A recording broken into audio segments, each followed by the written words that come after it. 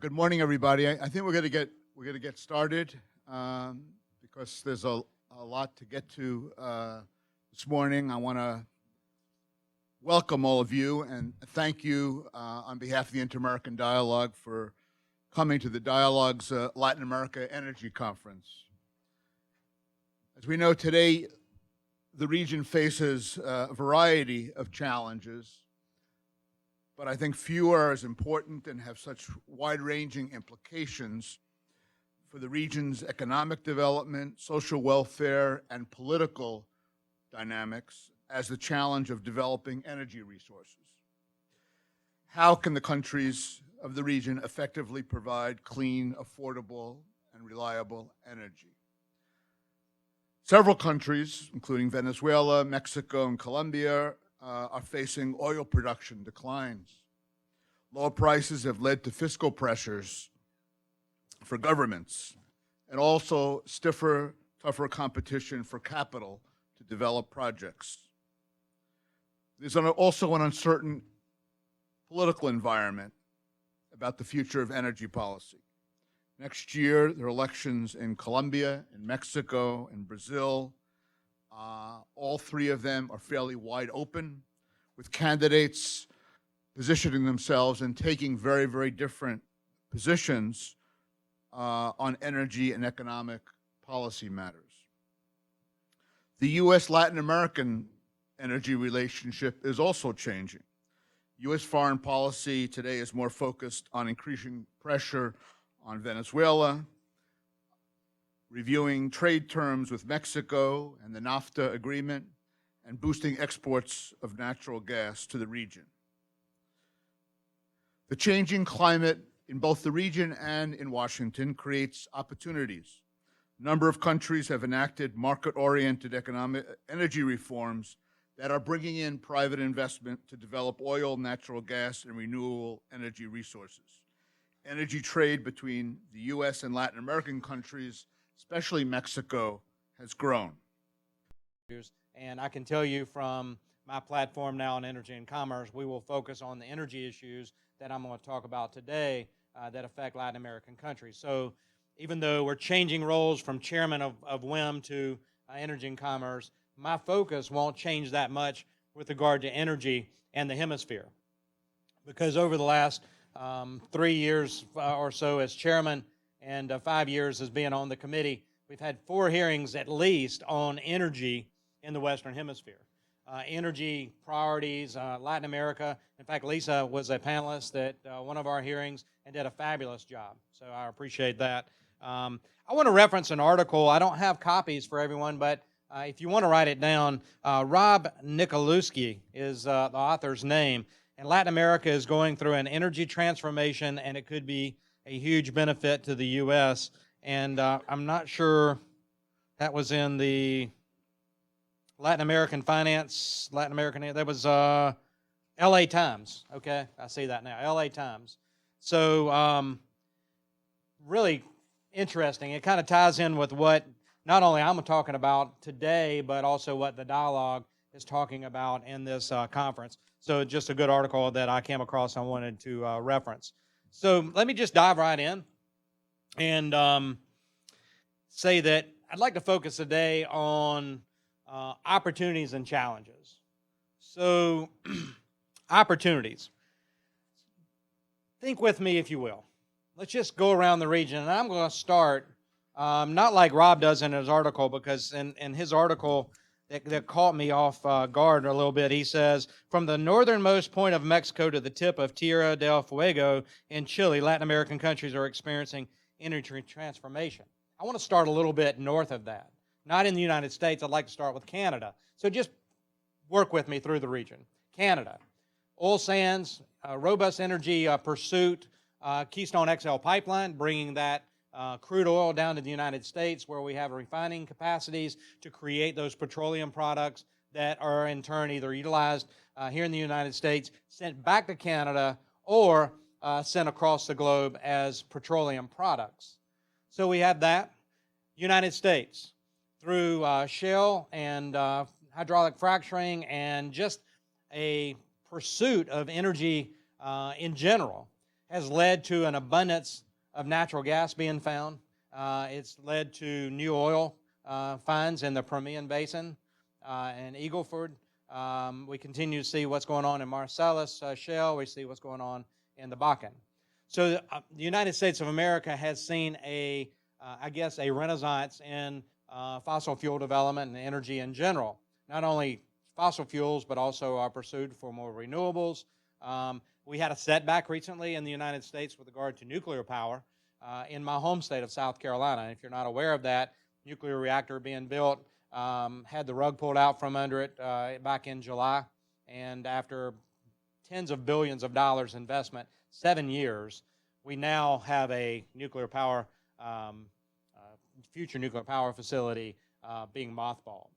So we have to factor that into our pursuit of electrical generation here in the United States and what the removal of that and possibly future nuclear reactors being built in this country and what that means for our ability to export more natural gas if natural gas steps into that void as a replacement source for electrical generation here in the United States. So I say that just to keep that in mind.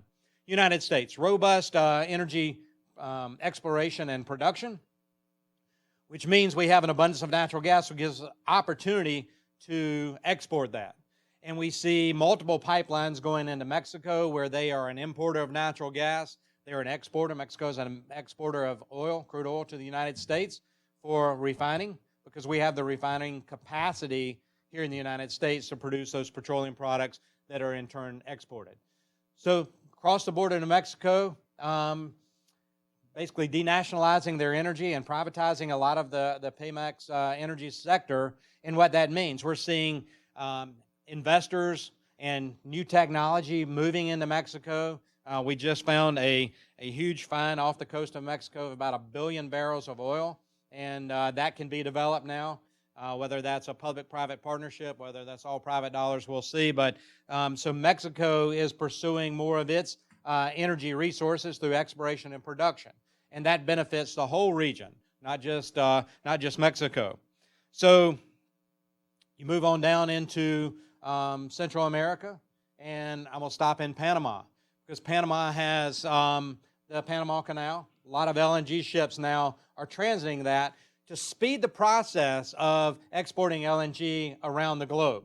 What that means to our friends in Europe, if it's West Coast LNG coming through the canal, or whether that means LNG possibilities for the Eastern or Western Pacific and Asia.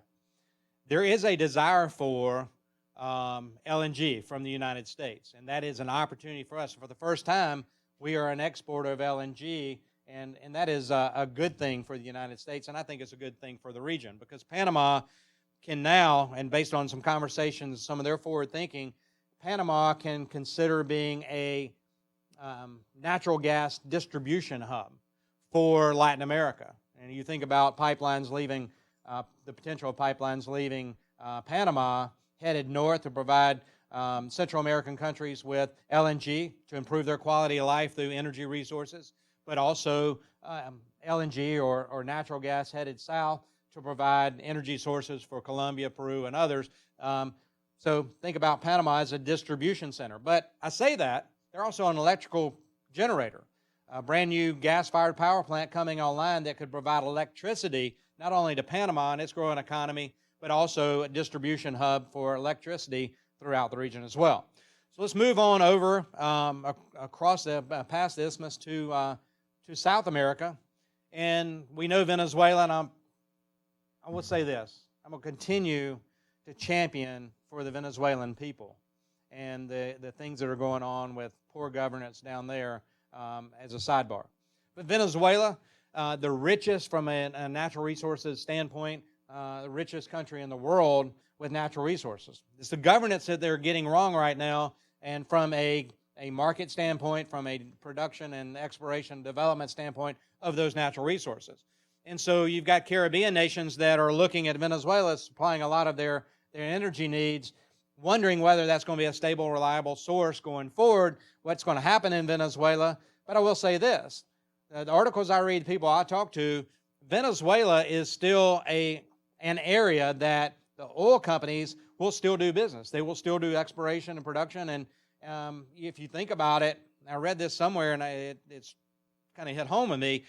The same companies that are in Iraq and other places where people are blowing themselves up or living with those dangers, Venezuela is a safe place. They just have bad governance. But as far as investing and producing energy resources in Venezuela, it's much better there than in Iraq, where suicide bombers are blowing up pipelines and workers and all that. So I thought that was an interesting phraseology that I took to heart. But Venezuela still gets so many things wrong that there is concern around the region about what the future of Venezuela is. So there is opportunity, go back to the opportunity side, for American energy, for LNG exports to replace that Venezuelan energy to the Caribbean nations and others that Venezuela supplies. But then there's a new player on the block. You got the Suriname-Guyana basin there with, the numbers are 13 billion barrels discovered of producible oil and 32 trillion tons or cubic feet of natural gas potentially off the coast of Guyana. So now we have this small country who will now be a player, or potentially by 2020, and that's just right around the corner, a player in the energy matrix of Western Hemisphere, Latin America. And that's got to be exciting for the folks in Guyana, and that's got to be exciting for the energy companies. And I can tell you, I'm excited because you've got a country of about 1 million people that now has a potential of a lot of revenue, and they better get governance right too. Because we've seen this happen in the past where too many things happen and that money isn't helping the population and whatnot. I have high hopes for the Guyana future because of now they're going to get a windfall by producing that offshore energy. So let's keep going around the region. Colombia Colombia has resources. They've had some things to deal with, as with the FARC and with pipelines and other things. They're not there yet. I had dinner with the ambassador from Colombia last night, and my conversation with the Colombians will continue to be, if they can get the stability and security right in Colombia, the resources are there.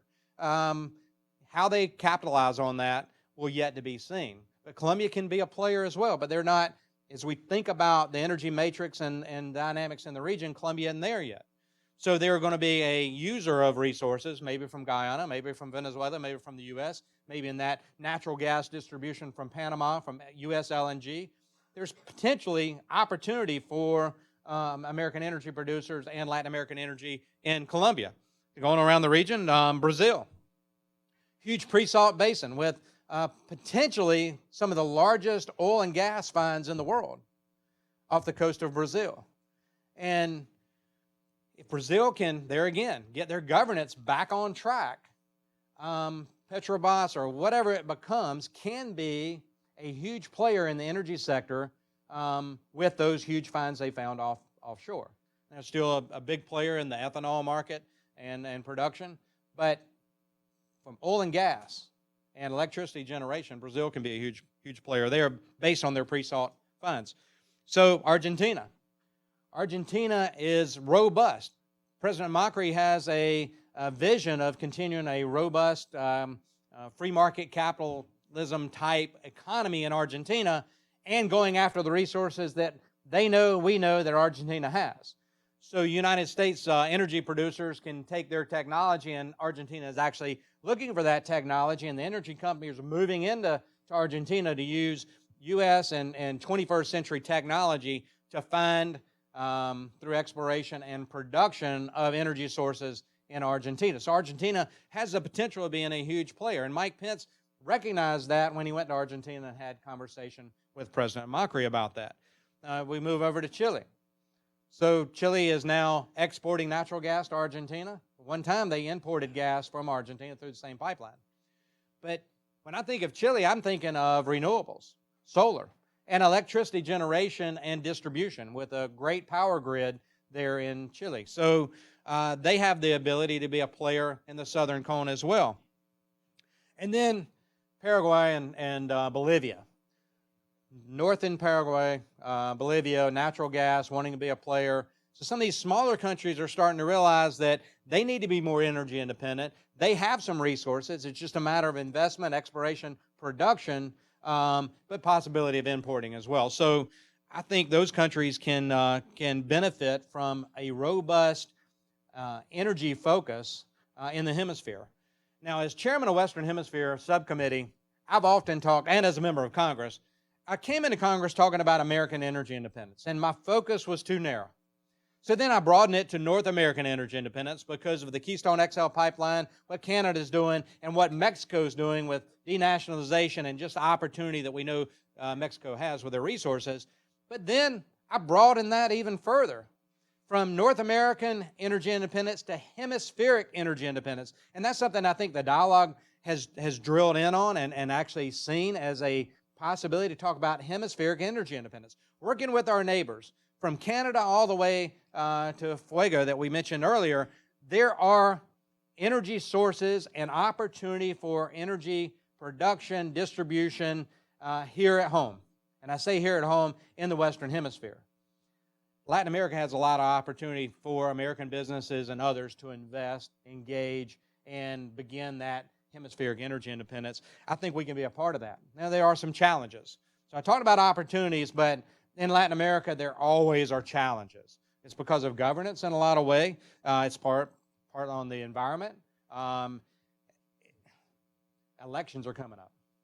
There are opportunities with the elections. Presidential elections in Mexico, Colombia, and Brazil. And what that means for the energy matrix and the energy issues in those countries yet to be seen. Does Mexico elect a president who wants to reverse course and start nationalizing the industry once again? Have the Mexican people seen benefits from denationalization and increased production and increased private investment in the energy sector enough to where they want to continue down that road, or will the presidential campaign take it in a different direction? And that's just all questions that I can't answer, but things that I think about as I think about Mexico and their presidential elections with regard to energy. Colombia. So President Santos has an energy mindset, but he's been a little distracted with the FARC and that negotiations and fulfilling campaign promise. What does the next president in Colombia do with energy? Are they going to be focused on energy? Are they going to be focused on security in regions of Colombia that have the energy sources so we don't see pipelines blown up and that they actually invest some money or allow private investment to come in to go after those resources? And you have to take that, what I just said in Colombia, with also the understanding that there's a lot of illegal mining going on in Colombia, and they can't even get their hands around controlling the illegal mining in Colombia. So how are they going to control the energy sector and the production there when they have such a rural country? Not a good highway system connecting the whole country. There's a lot of challenges with the next president from Colombia if they want to be a player in the energy sector, and that's what our focus is today. But I do take it in the mindset that they can't even control illegal mining. How are they going to control illegal production of other fossil fuels and resources there as well? Distribution of those things that play into that political dynamic in Colombia. Brazil, we all know about the presidential corruption scandals and Petrobras and even the Senate and the Congress there being involved in that. It's going to take a little while for the Brazilian people to get comfortable with their governance again, with their leaders, and get some stability back in there, and also attract some private investment in Brazil. When you have bad governance and you have these corruption type things happen, it sort of has investors shy away from investing, but they don't want to be perceived as investing in a country and possibly being wrapped or caught up in some of that. So those are some challenges that some of the largest energy producers, being Brazil, have. We have just seen congressional elections in Argentina. And so by those congressional elections, we see the Macri government and their policies really start to continue with their head of steam.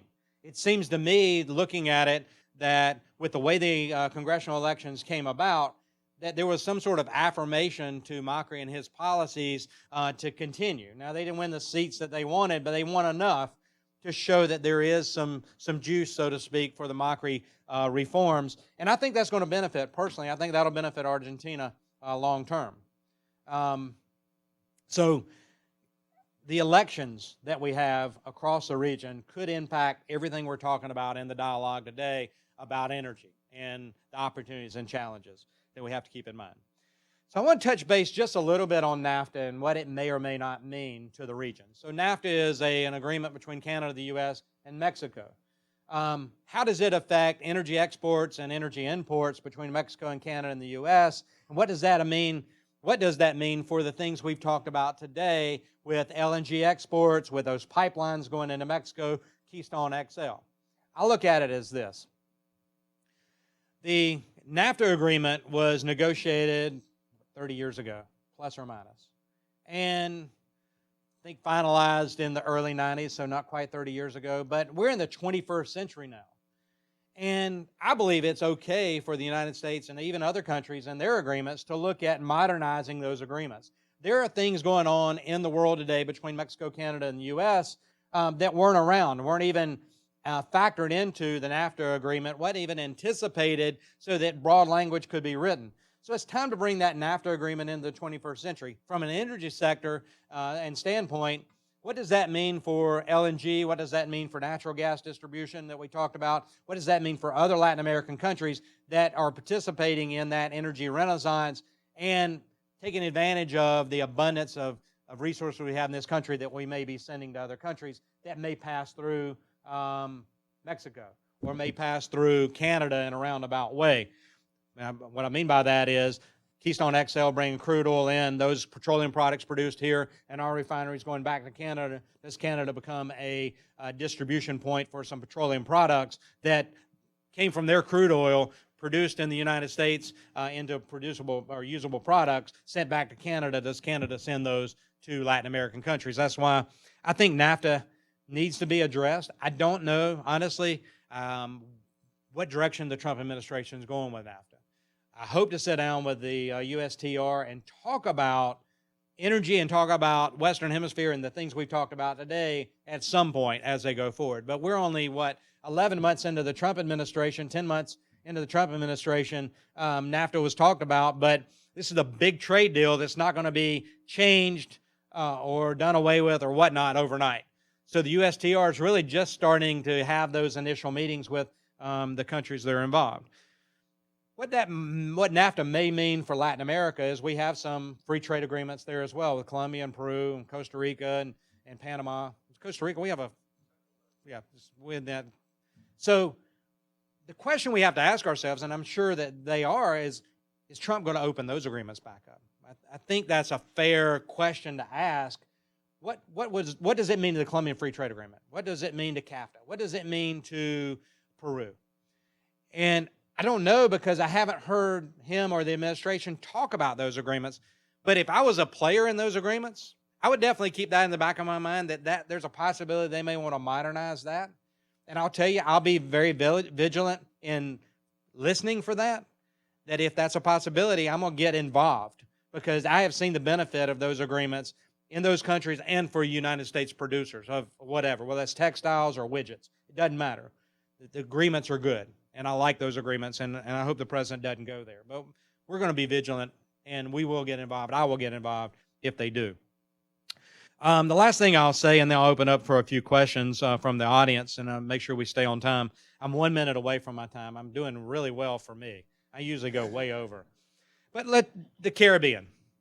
So the hurricanes, natural disasters, not only the earthquake in Haiti, but the hurricanes that we've seen that affected Dominican Republic, Haiti, and other countries, something we have to take into account. I talked about opportunity earlier. I think there is opportunity really in Puerto Rico, which is U.S. territory, but across the region with regard to modernization.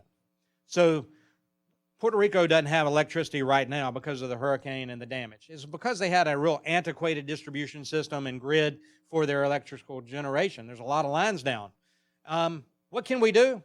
I think it's time for the United States and Puerto Rico to really look at modernizing their grid. Now, I can expand that across the region. There is opportunity in these natural disasters to, focus on how that source for electrical generation, whether that's diesel fuel from Venezuela, natural gas from Venezuela, or natural gas from the U.S., or whatnot, how it's distributed, where it comes from, and what source of electricity generation do they use? Do they use diesel? Do they need to convert to natural gas? There's an abundance. What does that mean for LNG exports, LNG import terminals?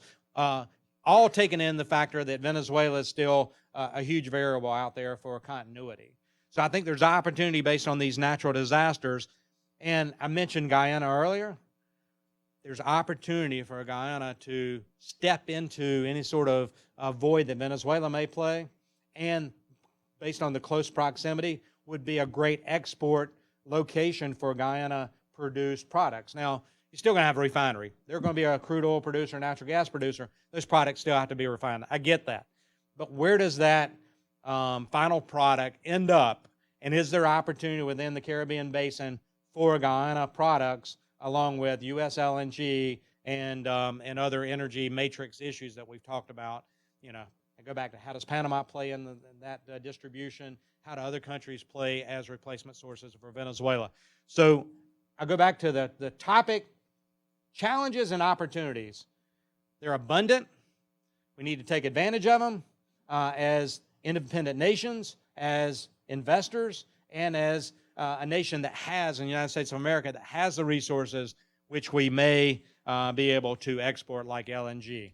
So I'm excited about the region, and I'm going to continue from my new platform on energy and commerce to focus on Latin America and these opportunities and challenges. I'm going to stay engaged. I want to stay engaged with you and the dialogue here.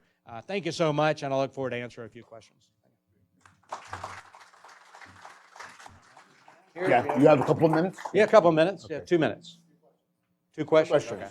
Okay. Maybe if I can, that was absolutely terrific and a real superb overview of the region. And if I can ask one question, and then I'll ask the other. On Venezuela, you had mentioned the problem is governance, which I totally agree with. The question, I guess, is how do you see what the U.S. can do in terms of trying to affect that governance, and what has been done up until now? Do you think that it's had any positive effect? So I believe that, oh, that's loud. I believe that working with OAS, which I've been a big proponent of the OAS structure being a mechanism to affect change in Venezuela. I've been disappointed with OAS, to be honest with you, some of the countries and the votes there. But I've been impressed with what I've seen Argentina do in stepping in and being a player there, and the Vatican and others. Sanctions. So the Trump administration has reimposed and strengthened the sanctions there. Do they continue to go further, and what impact that's having on Venezuela is yet to be seen. I mentioned earlier the private investment in Venezuela, the energy companies that know the resources are there, know they need to update their production and distribution capability. There's opportunity for that investment. It's still safer than Iraq. So I think you're still going to see those private investment, but that's the only source of revenue for the Maduro regime right now. They're pretty much cut off. So do we even start having the conversation about oil and gas sanctions on Venezuelan crude oil? A lot of that crude oil is coming here for being refined. So I don't know. I think we have to keep in mind that the Trump administration may look at oil and gas sanctions as the next, foreign policy facet that they can impose, and think about what that means to the region. Because if Venezuelan sanctions and other countries support those sanctions, well, they're relying on those Venezuelan sources of energy. What is the replacement source? Mm-hmm. That's a concern, but it's also an opportunity for other producers and other countries to step into that void. Great. Thank you. Who would like to ask a question of Congressman? The last and final question. We have anybody? Yeah, go ahead. Please just identify yourself. There's a microphone. Thank you. Thanks for you guys for doing this. Congressman, my name is Ruben Barrera with the Mexican news agency Notimex. The question that I have in mind is, do you see the Trump policy on energy and trade as one of the challenges that you mentioned? And if that's the case, how big will be that challenge? I mean, taking in consideration one of the things that you say, that the fact that he decided to open NAFTA has made other countries to wonder if he's going to do the same if they have similar agreements with the United States. One of the challenges in Mexico? Is that what you're asking? In general. Yeah. Good governance is probably a bigger challenge to energy production than anything. And what I mean by that is you have to have good governance in order to attract investment. And then investors feel like that their company's not going to get nationalized, or that there is security in place to protect those investments, whether that's a rig somewhere, whether that's distribution pipeline or whatnot. Energy's factoring, I think energy, personally, going to factor in the elections. And if I was a presidential candidate in Mexico, and for instance, I would run on the benefits that privatization have and will provide to the Mexican people. Because for so long, and the reason they privatized in general, or denationalized rather, is they were hampering their exploration and production because it was a monopoly. And there was not that desire to be profitable. And profit drives looking for more ways to be profitable, looking for more resources to produce. So from an election standpoint, not just in Mexico, I'll broaden that, but Mexico's kind of the focus. I would look at the benefits that the Mexican people have gotten and will get. I mean, this is what, Rebecca, how many years has that been since they've denationalized? 3? Been 3 years, 4 years? About 4 years. We're only 4 years into the denationalization of that, which is, in the broader sense, is very young. It's very new. So it takes a little while for that investment to get engaged and see the rewards from it. But I believe from a political standpoint, I absolutely would run on the benefits of energy expansion, energy production, distribution, because I believe the countries that are involved, Mexico being primary one, could benefit from that. I believe a presidential candidate could benefit from that. I'd be interested to see if this goes the other way, though. If a presidential candidate steps up and has a nationalistic tone and wants to renationalize the energy sector. I'd be interested to see how that plays, and if there is a candidate that does that, and there may be, and how that plays out. Because if you look in the United States, we had a very nationalistic theme with President Trump, too. Now, it wasn't in the energy sector, but he did play on some sort of populist, nationalistic theme in the election. And somebody in Mexico may pick up on that, because we've seen that in other countries as well. But how it applies to the energy sector is going to be an interesting study. Great. Yeah. Congressman Duncan, thank you for your time. Thank you for getting this conference off to a terrific start. And congratulations on your new position on the Energy Committee. We'll miss you on the Western Hemisphere, but we'll continue to work closely with you and look forward to that. There's obviously a lot of work to do together. So thank you very much for joining us. Thank you. God bless you. Thank you. That was terrific. Thank you very much. I'm Lisa Vasidi, Director, sounds a little too loud, of the Energy, Climate Change, and Extractive Industries Program at the Dialogue. And thank you. I'm very much looking forward to hearing from Sue Sarnio. She's the Principal Deputy Assistant Secretary at the Energy and Resources Bureau of the State Department.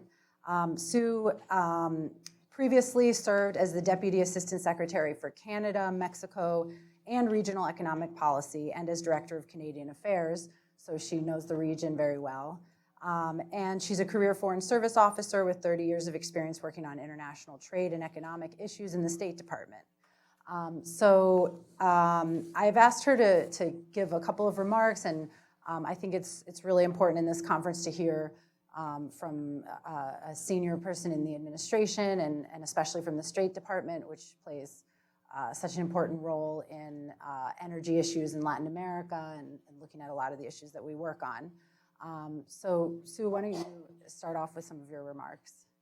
Okay, and I really would like to hear your questions and the group's questions too, so I'll try to keep my comments short, mostly because I think Congressman Duncan did a great job of setting the stage, stole a lot of my lines, but that's great because he's obviously very well informed and working at that nexus of energy in Latin America. And congratulations to you and Michael, Lisa, for the great job you're doing here at the Dialogue on these issues. I just think it's really important for us to be looking right now at energy in the region. And I thought the Congressman was exactly right when he talked about the transformation.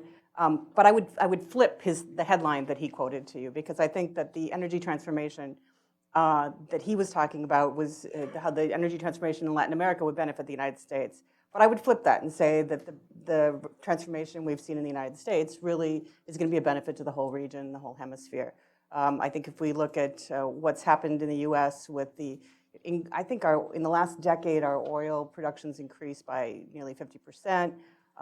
We have gone in just a couple of years from being a net LNG importer to a LNG exporter. Just phenomenal opportunities in the region based on what's happened in the United States. So from the Energy Bureau perspective at the State Department, we're watching that very closely, and we think it's all very positive. I just joined the Bureau in this summer, and it's been a very positive time to be working on these issues. And I think one of the things that we're seeing at the State Department is we talk to the energy companies' representatives. They come in every day, and they tell us what they're doing in places like Mexico, where I served in my first tour in the Foreign Service back in the late 80s. I'm dating myself now. But we would never have thought to see a gas station with any other name but Pemex, right? I mean, imagine that. You celebrate the day that the oil industry was nationalized, and you take the day off work, and then you go past the fountain extolling the virtues of the oil industry in Mexico. So to think that they've opened and done so many historic changes, and to see the American companies that are working there, it's really is transformational. And the things that the congressman talked about with the LNG shipments through the new Panama Canal, Panama was my second tour. Just seeing all of that, it's really been a change in the span of my career. There's been these tremendous changes, and just seeing what's going to be happening with Brazil and Colombia and Argentina as they open up their markets, watching the companies that are looking there. But there's one thing that we're hearing repeatedly, one message we get from the companies when we talk to them is that if there's one thing companies want to see, it's certainty in the markets. And they want to see good governance, but they need to see the certainty so they can make plans. And if they're going to invest real money, and we're talking in this industry in the billions, not the millions, we're talking billions most times, they want to have certainty and they want to see the good governance. And that's where the space that we're trying to work in. And my background is in trade policy, but I think it's a lot of the same issues in the energy sector, where you need to have the right policies in place to have the enabling environment to see the investment that can then lead to more efficient markets, more competitive markets, and in the end, cheaper energy rates and more prosperity for the countries in the region. So I think we're seeing that piece by piece. We see the Caribbean, for example, moving off the reliance on diesel fuel and moving to other energy sources. We're very supportive of that, and we're trying to work in that space. Our policy initiatives are pretty simple. We have three broad areas of emphasis for opening markets, removing barriers, promoting exports, and promoting energy security. And I think those are all key things for the region. But when I was down in Argentina and Chile last month, I went to the meeting of the Energy and Climate Partnership of the Americas. And the energy ministers in the region emphasized repeatedly the importance of the energy integration, interconnectedness. The more efficient markets you have, the better it is for the region. And you've got security of supply, diversity of supply, and resilience. If you have interconnections, if your supplies fail in one area, you can pick up from another and move it to the other area. And that's where I love using the North American example, and the congressman was exactly right. The interconnections are there. Mexico and Canada are net energy exporters, but people don't realize that gas from the Marcellus in Pennsylvania goes north to Canada, and gas from Texas goes to Mexico. We're interconnected. I had our guys check on the number, and we've had a lot of attention in the last couple of years to one particular pipeline project, but there's over 110, I think it's something like 114 pipelines that cross the U.S., Mexico, and U.S., Canadian borders. People lose perspective, and I think that's just great to see. And so what we're doing at State is trying to streamline that process to approve those pipelines. We've approved 4 pipelines since the beginning of the year. We have just in the last 2 weeks approved Enbridge's application to expand Line 67, which crosses the U.S.-Canada border in North Dakota. And we're doing what we can to not to streamline the process for the approvals. Things like name changes for lines should be simpler than they are. We're making that simpler. But we're also trying to do that at the same time that we're making sure that we have a thorough environmental review of those applications. So, I think we're seeing some changes in the next few years. Certainly, Latin America is sort of perched on the edge of taking off. I just met yesterday with the CEO of the company called Accelerate. If you haven't heard of them, they have this fabulous sort of niche infrastructure where they have these floating storage and regasification units, which have filled a real niche in the market where you don't have to build a whole LNG facility on land. They just bring in a ship that has it all on board. And they have 2 ships in Argentina, and they're considering expanding even more, 2 in Brazil. I was down there and actually got to visit one of the ships in Argentina. If you get down there, great thing to do if you can get the company to let you on board. It's fascinating to see the technology. It's like this Rube Goldberg network of pipes and things, but it is remarkable what they can do on a floating ship. And for a country like Argentina, which is sitting on that huge, vast Vaca Muerta supply of gas, in theory, they're going to be able to export or produce their own gas soon. Next, few years, I think the projection was they'd be a net exporter by 2024. If they are exporting, they won't need those ships. Those ships could be moved to some other place in some other part of the world that needs the gas. So I think it's been interesting to watch. But when we watch a company like Accelerate working all over the world, we're talking with them about where they encounter the problems, where they see issues, whether it's with VAT issues or with the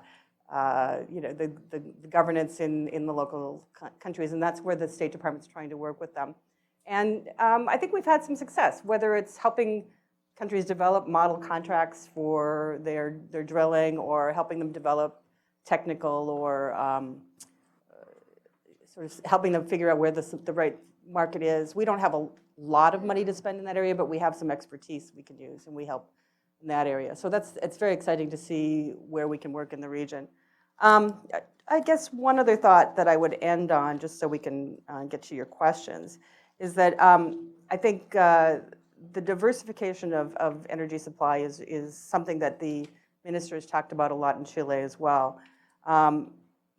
We really have been trying to focus for a number of years on regional markets in Central America and getting Central Americans to get the CPAC line finished, get that interconnection with Mexico. We're on the verge of it. I think it's coming, but I hope we'll see this in the time that I'm around in this office. And then also the Andean interconnection lines. Those are really important. The U.S. and Mexico and Canada have been the great example on that. When the U.S. has had, and North America has seen energy emergencies, we've had blackouts and things, that we've been able to wheel the power and shift it from one place to the other. And I think we got to give credit to the. It's one thing you always see after the hurricane season in the United States and the storms, the trees bring down the lines. Who are the first people that come in to help us rebuild our power lines? It's the Canadians. I think that's always great to see. When you talk about interconnectedness, we have the Canadian. You always have Quebec crews down here, and when I worked at our embassy in Ottawa, we were jumping right away to get the visas for the crews to come down and bring their trucks down and help us restore power in the U.S. And I think it works vice versa too. When the fires hit in Alberta, our crews are up there helping them. So I think the North American marketplace is a great example for what we're going to be seeing ahead in the region. So that's trying to add to what the congressman said, but it was good to hear the congressman's comments as well. And well, that was great, and a great overview of some of the specific issues that you're working on. And I have a couple of follow-up questions. Sure. Maybe we could go into more depth. So, of course, energy integration is a really important issue, and obviously the role of the State Department, the international role is important. And you talked about energy integration with Mexico and Canada. So, I mean, why do you think that there's been this success in energy integration with Canada and Mexico, and what do you think the role will be for the U.S. government in facilitating that to continue to move forward? So certainly with U.S. and Mexico and Canada, it's the markets, right? I mean, I think inevitably it has to be something that's commercially viable for it to work. But what the governments can do in that, and what I've seen happen, and again, NAFTA spans my career. I started in State Department 32 years ago, and I worked in Mexico before NAFTA existed. So the changes that we've seen have been phenomenal with the trade agreements, but it's also the regulatory piece. It's not enough to change to have a free trade agreement if your regulations differ, if your pipelines aren't the same, specs aren't the same size, if the data you're using is different. And we found that it's quite amazing that how different things can be with our neighbors. And we put maps of just the United States, and then we try to show pipelines and transmission lines, and you're like, wait a minute, the transmission lines go off the map. And so we've tried to work with our Department of Energy. There's a great resource on this. If you look at the Department of Energy's Quadrennial Energy Review, I think they did that back in 2015, 2016. I think the figure at that time was the energy market in North America was something like $200 billion, and I think it's probably gone up ever since then. So frankly, the market drives it, but governments can enable it by getting out of the way, streamlining the regulatory and process, and making sure the standards are lined up. And the agreements between governments, free trade agreements and other agreements help to facilitate that. I think they certainly do, and I think there's certainly room for them to be updated, modernized. I think there's room for that, and I think we've been charged in the government. I'm not working directly on the trade negotiations right now, but I'm cheering them along from the sidelines, and I think we can certainly do more to modernize, and we've been encouraged to sort of be creative and think out of the box on these to come up with new solutions to help. But while we're doing at the same time that we're doing the trade agreements, we have to look at the regulations too. And I think the regulatory harmonization efforts with the U.S. and Canada and U.S. and Mexico in particular have been as important, and I think we probably need to look at those throughout the hemisphere too. Well, and I also want to ask you more about unconventionals. So several countries in the region are either already developing or looking to develop unconventionals. Argentina, Chile, Colombia, Mexico. And of course, the U.S. is, the country in the world who's really done it. So what do you think where do you see, the Energy Bureau, helping other countries that want to develop their unconventionals or, working with them on this? That's a good question. Certainly, the U.S. has about a 10 to 15 year head start on this, and I think our research that the government agencies have done, our research labs have been critical in developing that in our companies.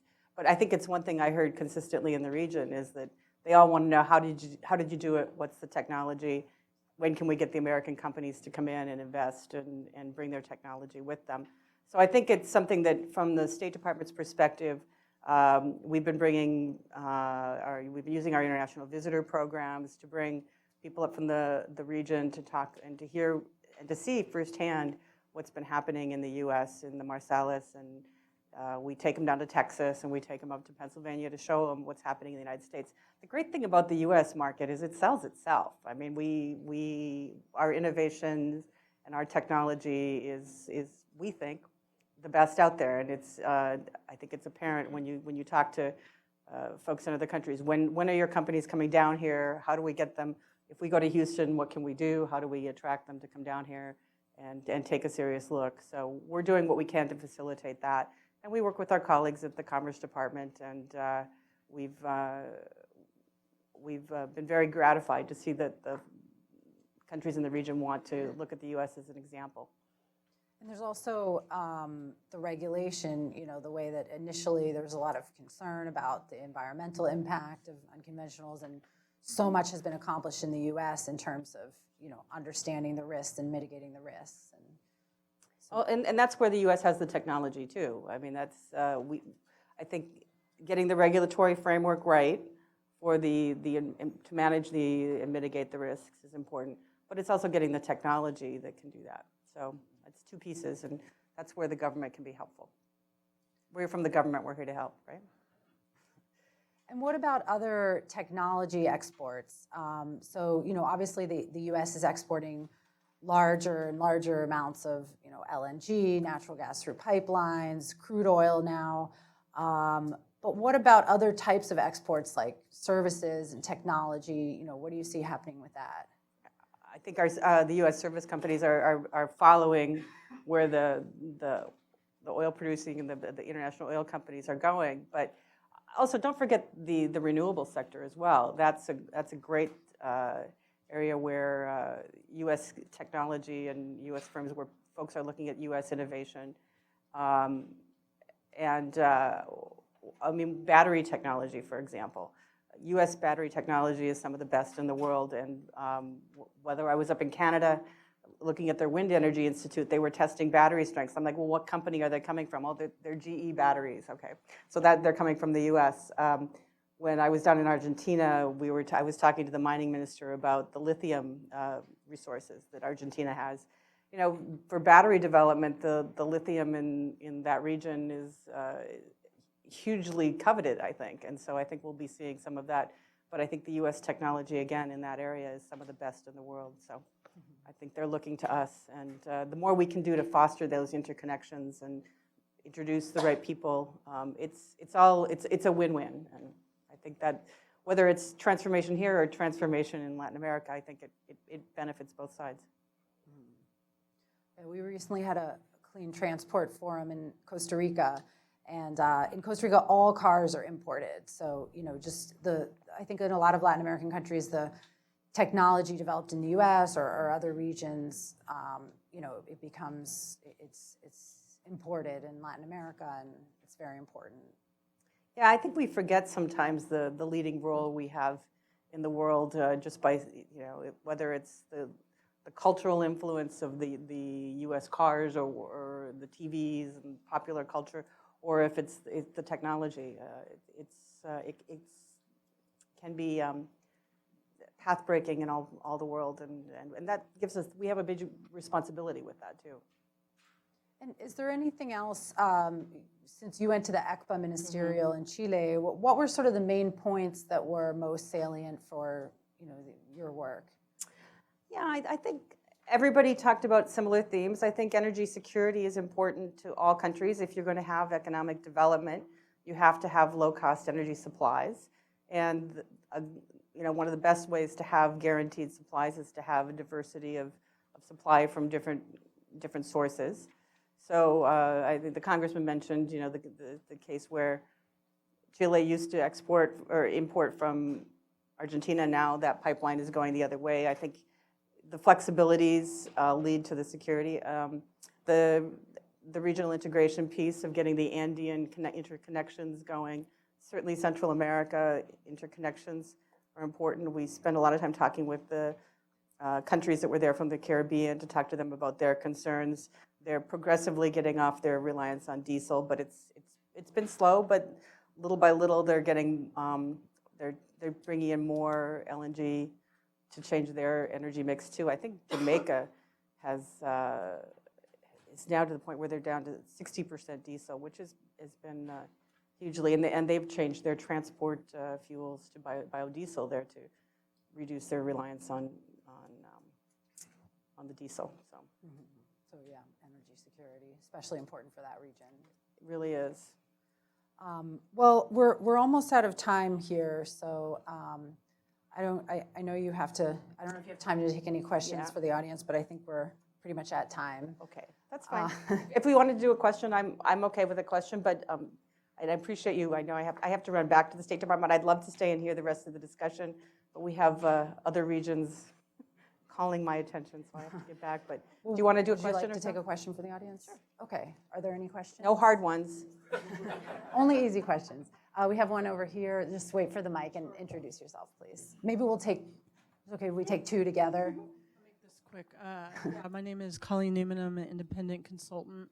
I just want to ask you about if the State Department is making any progress with the Caribbean grid. I know that's something they were looking at a few years back, so just love to hear what you're doing on that.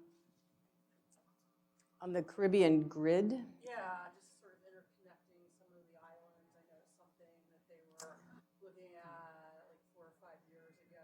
So I'm not aware of grid efforts. I know we've been working with them on reducing their reliance on diesel and working on the regulatory piece. That's what we can do. We're working on the Central America on the grid and trying to get CPAC line connected. And we have been very involved in that. We've got an officer working out of Central America full-time on promoting those efforts. So, sorry, I don't know. We have another question over here. Thank you. My name is Guillermo Garcia. I'm an associate professor at Texas A&M University School of Law. And my question is regarding transboundary resources in the Gulf of Mexico. And I was just wondering what are the efforts of the U.S. to get the 2012 treaty with Mexico operational, since there was a huge push at that point to sign it, but the Binational Commission hasn't met. And now Mexico is starting beating around near the border with the United States in the Gulf of Mexico. And second, connected to that, what are the efforts to engage with Cuba? I know the previous administration was in the process of negotiating the transboundary resources with Mexico, Cuba, and the United States. Thank you. Okay, so this is an informed crowd, clearly.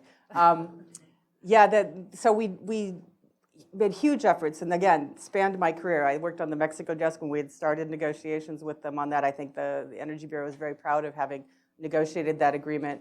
I think I'm not aware of the binational commission. You said the binational commission hasn't met? The treaty says so that binational commission regulated environmental impact standards, and that hasn't met, so they haven't come up with standards for the transboundary resource located in the border. I'm sure they're working on it. I'll look into that when I get back, because that's one I hasn't crossed my desk.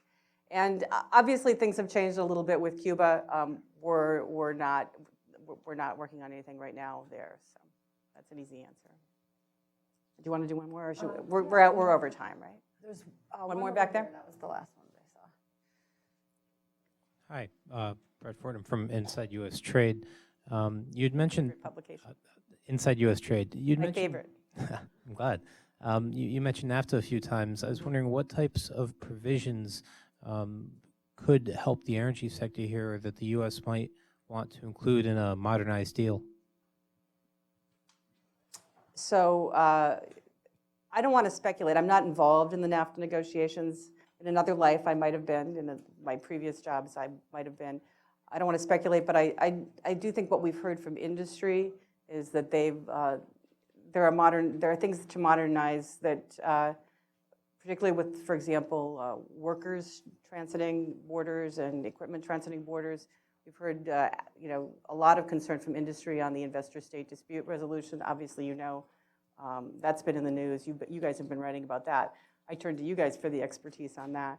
But I think with any trade agreement, right? The minute it's signed, it's out of date. So I think that we could work on things, and we've heard from industry lots of ideas. And I'm not in those rooms, so I can't speak to the details of what folks are doing. Sorry, I don't have any headlines for you there. Okay, well, I know we're out of time here. Thank you so much. This was really interesting. Thank you. I look forward to continuing to work with you. Thanks, Lisa. Thank you.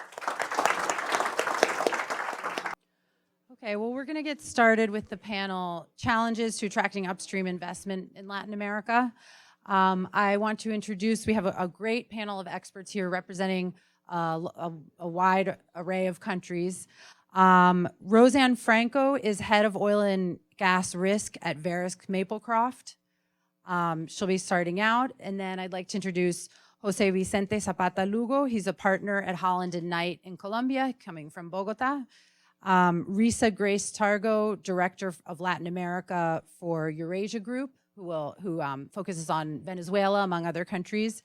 And Hector Castro, who is the representative of Mexico's Ministry of Energy from the Embassy of Mexico. Thank you for joining us. So I've asked each speaker to start off with about 8 to 10 minutes of remarks, and then we'll go into some Q&A, and we'll be able to take some questions from the audience. Great. Well, first I want to thank the Inter-American Dialogue for the invitation. It's always great to be in Washington, and I think we've got a fabulous day weather-wise too, so this has been really, really nice. So I'm going to comment a bit on Mexico, Argentina, and Brazil, some of your major producer countries in the region. I'm going to start with Argentina. You had your midterm elections on Sunday. It went really well for President Mauricio Macri and his center-right Cambiemos coalition. It was an important vote of confidence for the president. It also was a critical signpost for the investment community. For the oil and gas sector, just a few little numbers. If you look at liquids production, this is data from our sister company, Wood Mackenzie. They're at 534,000 barrels per day. We expect it to grow to 559,000 barrels per day by 2020, so it's going in the right direction. You also see improvements, growth in gas. A lot of it's due to unconventionals. The Vaca Muerta deal announced earlier this year was a favorable first step. It secured a gas price of $7.50 per million BTU for new shale and tight gas production, going down to $6 per million BTU by 2021, and also, importantly, some good labor concessions. So the question is, moving forward, now that the government, you've got midterms out of the way, you've got the economy is finally recovering, does the government have enough bandwidth to place the energy they did to secure the deal in Vaca Muerta in other parts, in other basins, and in other resource themes outside of unconventionals? We do expect, given the results on Sunday, that we should see an uptick in investment announcements in the Vaca Muerta. So moving forward, looking at the mandate that the president has now, expectation of reforms, the ones that are most often touted are labor and fiscal reform, and also sets the president well going into the 2019 presidential election. So all of this is good news for Argentina, and is what oil and gas industry has been wanting to see. So it's favorable. Moving on to Brazil and Mexico, I'll start with Mexico. It's important to note with the landmark energy reform that was passed end of 2013, it really triggered, when we talk about these favorable upstream changes, it was the Mexico reform that unleashed that. And let me explain why. Because the opportunities in Mexico are quite varied. You've got deep water, you have unconventionals, you've got heavy oil. Once they liberalized, it really forced peer countries to stand up and take notice. How would they fare vis-a-vis Mexico? So competitiveness now is coming into play. With Mexico, they've had their licensing rounds. They've been each time more, they've been more interesting, more compelling. There's been more interest in them. Now, it has yet to move the needle with regard to production. We have liquids production for Mexico, again, Wood Mackenzie data at 1.98 million barrels per day for this year. A downwards trajectory, just gonna take a while for these projects to come online. The big uncertainty, of course, are the elections next year, with AMLO, of course, in the lead at the moment. I'll talk a little bit more about this when I talk about Brazil, because I think there's some interesting parallels. And then specific to Brazil, let's move on to Brazil, actually. Despite all the political noise that we've had over the last 12 months, you've had important advancements on the oil and gas side under Michel Temer. There's a few that stand out. One, that you've got a series of licensing rounds. So one, there's a frequency of licensing rounds, frequency of licensing rounds, as well as that you've got, that there's a series of them, and that there's kind of a schedule to it, and operators like to see that. Local content's been relaxed, extension of Repetro has been good as well, but there's still more that has to be done. Environmental permitting continues to be a headache. Court injunctions also have slowed down Petrobras's divestment program. So what can we expect moving forward? Maplecroft has been working with Wood Mackenzie, particularly in the oil and gas space. We look at country risk across the oil and gas life cycle. So starting with access when companies are considering participating in a bid round, then you have the development stage when you're looking at operations, trying to get your oil and gas projects up online, and then commercialization when you're trying to get your oil and gas to market. And we've generated data back to 2010, and we go forward out to 2021. And what we've noticed is that there have been important advancements on the first stage, access, and the third stage, commercialization. And this is due to the different reforms that we've seen by Macri, by Mexico under Peña Nieto, and by Temer. So looking forward, the question is, will this continue? And one thing that's important to note is we talked about, there's the domestic politics that facilitated these changes, but it's important to note that there's also external pressures as well that support this trajectory. And one is simply oil market. The fact that it's been a very slow recovery, this is likely to continue. US tight oil places a ceiling of sorts on oil price. Also that domestically in a lot of these countries, your conventional reservoirs are depleted or declining, which is placing pressure on fiscal accounts. And then your options to try to offset that decline are harder to produce deposits. They're heavy oil, they're extra heavy oil, they're deep water, ultra deep water, they're mature fields. And all these require higher capital outlays or technical expertise that more often than not is not housed domestically. And so these are underlying pressures that the new office holders in Brasilia and in Mexico City will have to confront. And so we think that these underlying drivers support the current trajectory. And the question is, though, is that whoever comes into office, are they aware of these constraints? And we think that at least that they'll kind of limit their movement of moving away too much from the current favorable trajectory that we've seen up until now. And I will leave it right there. Yeah. I have some follow-up questions, but I will leave them for the end. So Jose, can you tell us about what you see happening in Colombia? Thank you again to the Inter-American Dialogue, and Lisa, thank you for the invitation. I think that when we start talking about Colombia, as you saw probably in the prior conversation presentation, I think that there are 4 things that have to be considered very carefully today in the case of Colombia.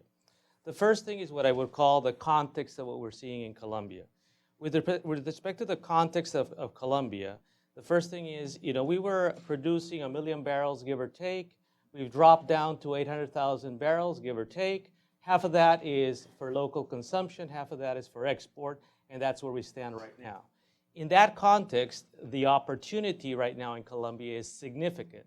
It's a very interesting moment for Colombia from a potentiality perspective, but at the same time, the production levels have gone down and reserves are reducing themselves due to lack of exploration activities and further development of the contracts that are out there at this moment in time.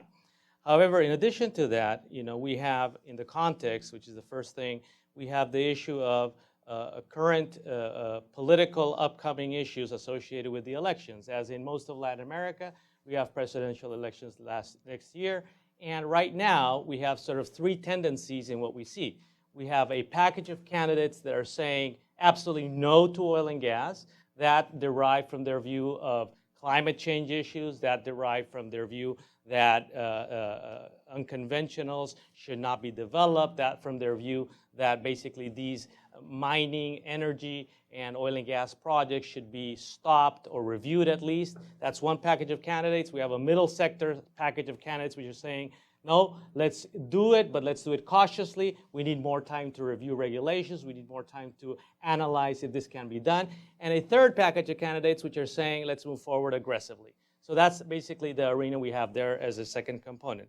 And the third aspect, of course, which was also mentioned earlier, is the issue of the peace kicking in with what was previously the FARC organization.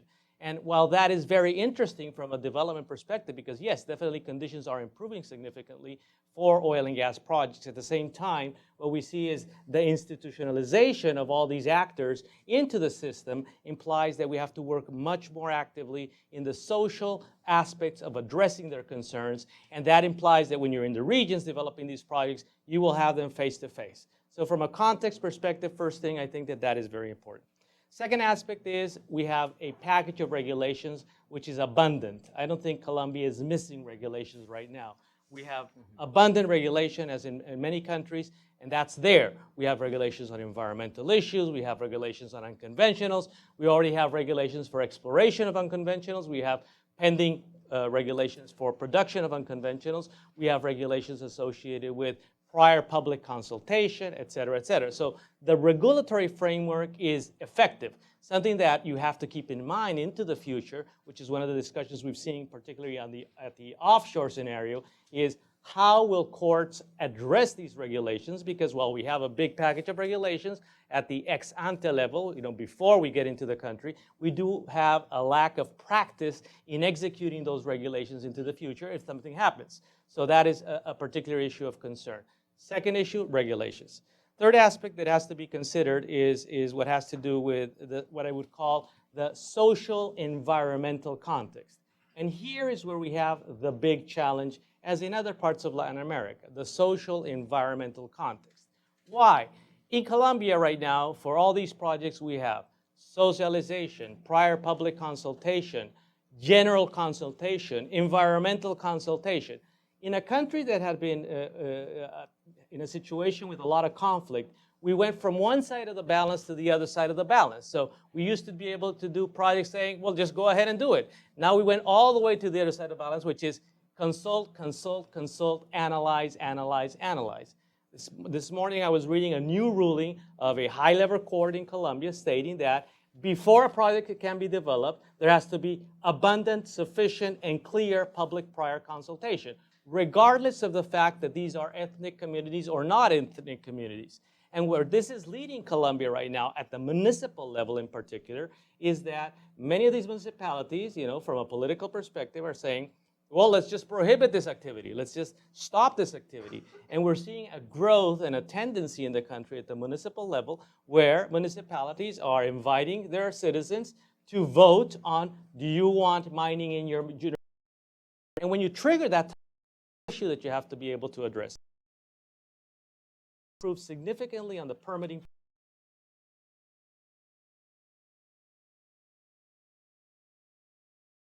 Understanding of the regions, where you're going to operate, how you're going to operate, restrictions on zoning, etc. But on the timing perspective, I think we're still lagging behind. Standard environmental licensing timeline for any project is anywhere between a year to 2 years. So that does affect the operational component in the social environmental aspect.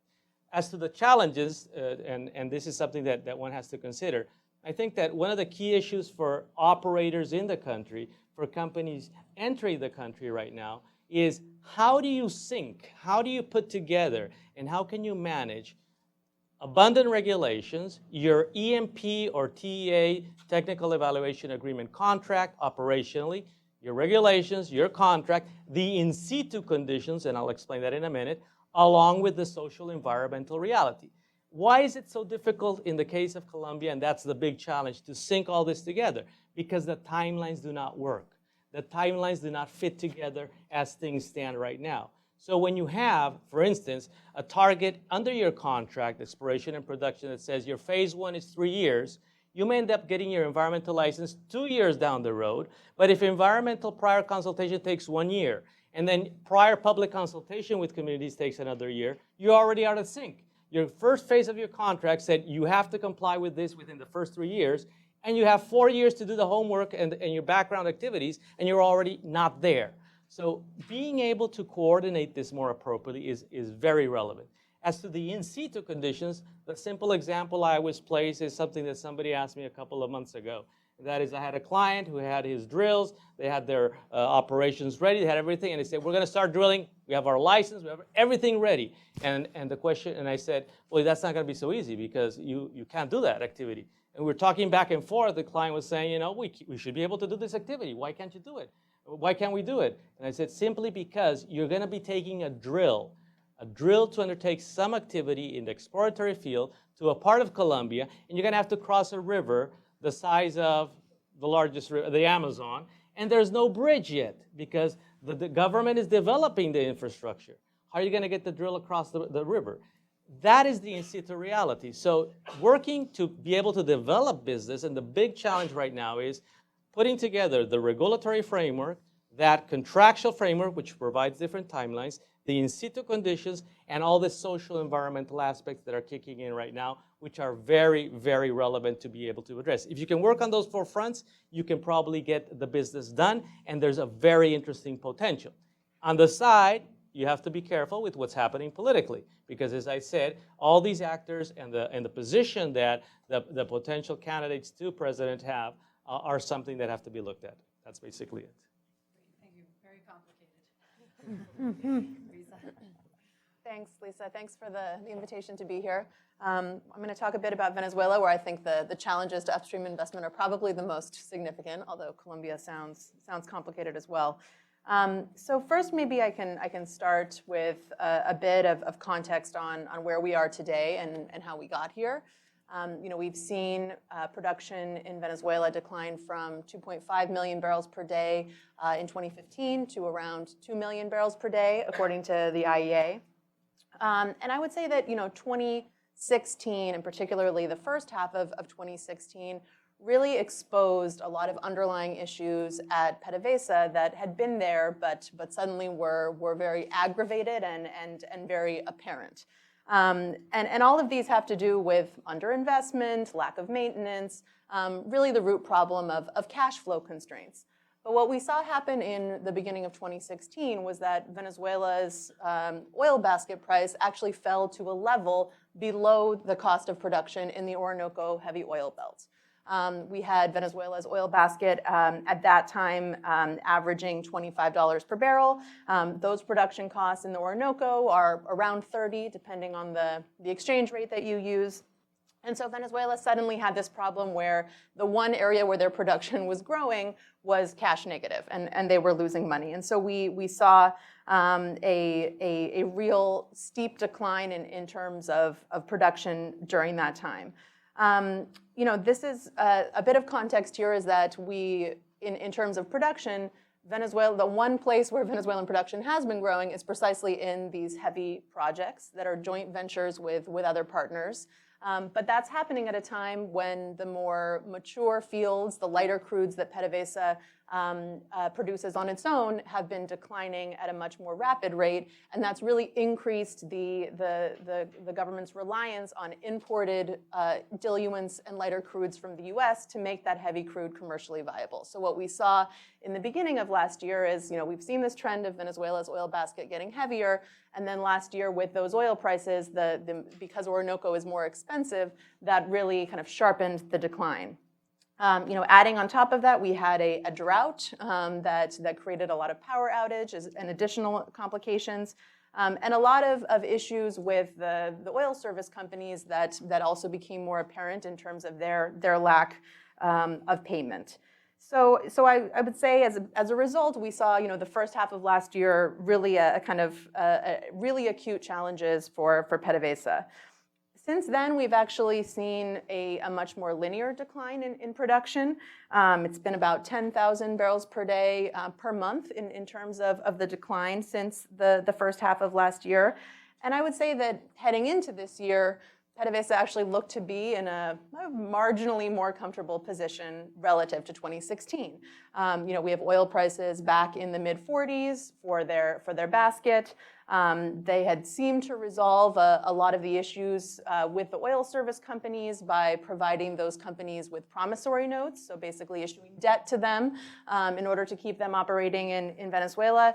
And then those issues that I mentioned with the drought and the power outages had also subsided because the levels at the main dam had kind of come back to reasonable levels. So I would say, at the beginning of this year, PDVSA was looking like we were going to be in a somewhat better position. The issue now, of course, is the complication of U.S. sanctions that have been imposed as a result of the political dynamics that we've seen over the last year. So the existing sanctions that we saw imposed in August, on paper, they limit new financing, and they actually seem to be relatively mild. I mean, really focusing on trying to limit the government's ability to get new sources of financing. But what we've seen in practice is that they're actually having a much more significant impact than what they kind of seem to be in writing. And I'll give you a few examples. So, I mean, one is that the sanctions limit credit to PDVSA to anything being under 90 days and to the sovereign to 30 days. And beyond that, they can't issue longer-term debt. And so that's obviously an issue with the service companies because they had been receiving those promissory notes for their operations there. And what we've also seen from our clients in Venezuela is that a lot of commercial partners are just taking these precautions because PDVSA doesn't pay anyone on time, the government doesn't pay anyone on time, and you end up inadvertently extending them credit beyond 30 days, beyond 90 days, because they're not paying you. So in that context, we see the government encountering a lot of challenges in just maintaining its basic commercial transactions with all of its partners. At the same time, the joint ventures, a lot of them actually have their profits flowing through U.S. financial institutions. And when the profits get remitted back to PDVSA, that's considered a dividend and is affected by the sanction. So we're now in a moment where I think the government is scrambling to try to find workarounds, and they will be able to in a lot of these issues. But I think, with these issues with the service providers, with the kind of precautions that we see partners taking, and even financial intermediaries, we're now expecting the production declines to probably accelerate heading into next year. Now, obviously, that's going to be all the more true if we see additional U.S. sanctions being imposed, and we think that's a real possibility. The Trump administration has made clear that Trump views Maduro as a problem. This is an issue that he's very focused on, I think as evidenced by his pretty consistent rhetoric about it. He talked about Venezuela a shocking amount, I thought, at the UN General Assembly, and has clearly decided that this is something that he wants to do. In terms of the potential options on the table, there's a couple measures that would target PDVSA that I think are still under discussion. One would be to limit the sale of diluents and lighter crudes to PDVSA, which, as I said, is very important right now with Venezuela's basket getting heavier. And that would force PDVSA to source those lighter crudes from elsewhere, probably more so from the Atlantic Basin. And they can do that, but it's more expensive. And they've been getting a lot of those crudes from Citgo, so that becomes a bit more challenging. And then obviously the big one is to impose an import ban that would limit U.S. refiners' ability to take Venezuelan crude. That in turn would force PDVSA to send its crude exclusively to Asian markets. Those are the only other markets that can process their particular type of crude. So we'd have their oil going to India and China. But obviously they'd have to do that at a huge discount in order to compete with the Middle Eastern heavy crudes that are there and force those out of those markets, and then plus deal with the transportation costs. So obviously that, I think if we do move in that direction, we're going to see PDVSA's cash flow squeezed even further. I'll just touch on a couple more issues. I mean, all of this obviously makes attracting investment very difficult. That includes, I think, even the Chinese. We're often asked about the potential for additional Chinese cooperation in the oil sector. And we see the Chinese actually being very cautious in terms of dealing with this government, I think, due to the fact that they already have a huge amount of debt outstanding. The government still owes them around $25 billion. And they seem to be particularly concerned about questions of legality, of dealing with this government, of new arrangements that aren't approved by the opposition-controlled National Assembly. And I think against that backdrop, are going to be really reluctant to enter into new deals. The one partner that we think is more willing is Russia. And there we've actually seen, I think, Putin looking at Venezuela and PDVSA's fire sale of assets as a real strategic opportunity for Rosneft as they kind of expand their footprint abroad. There are some real limits in terms of how much they can do.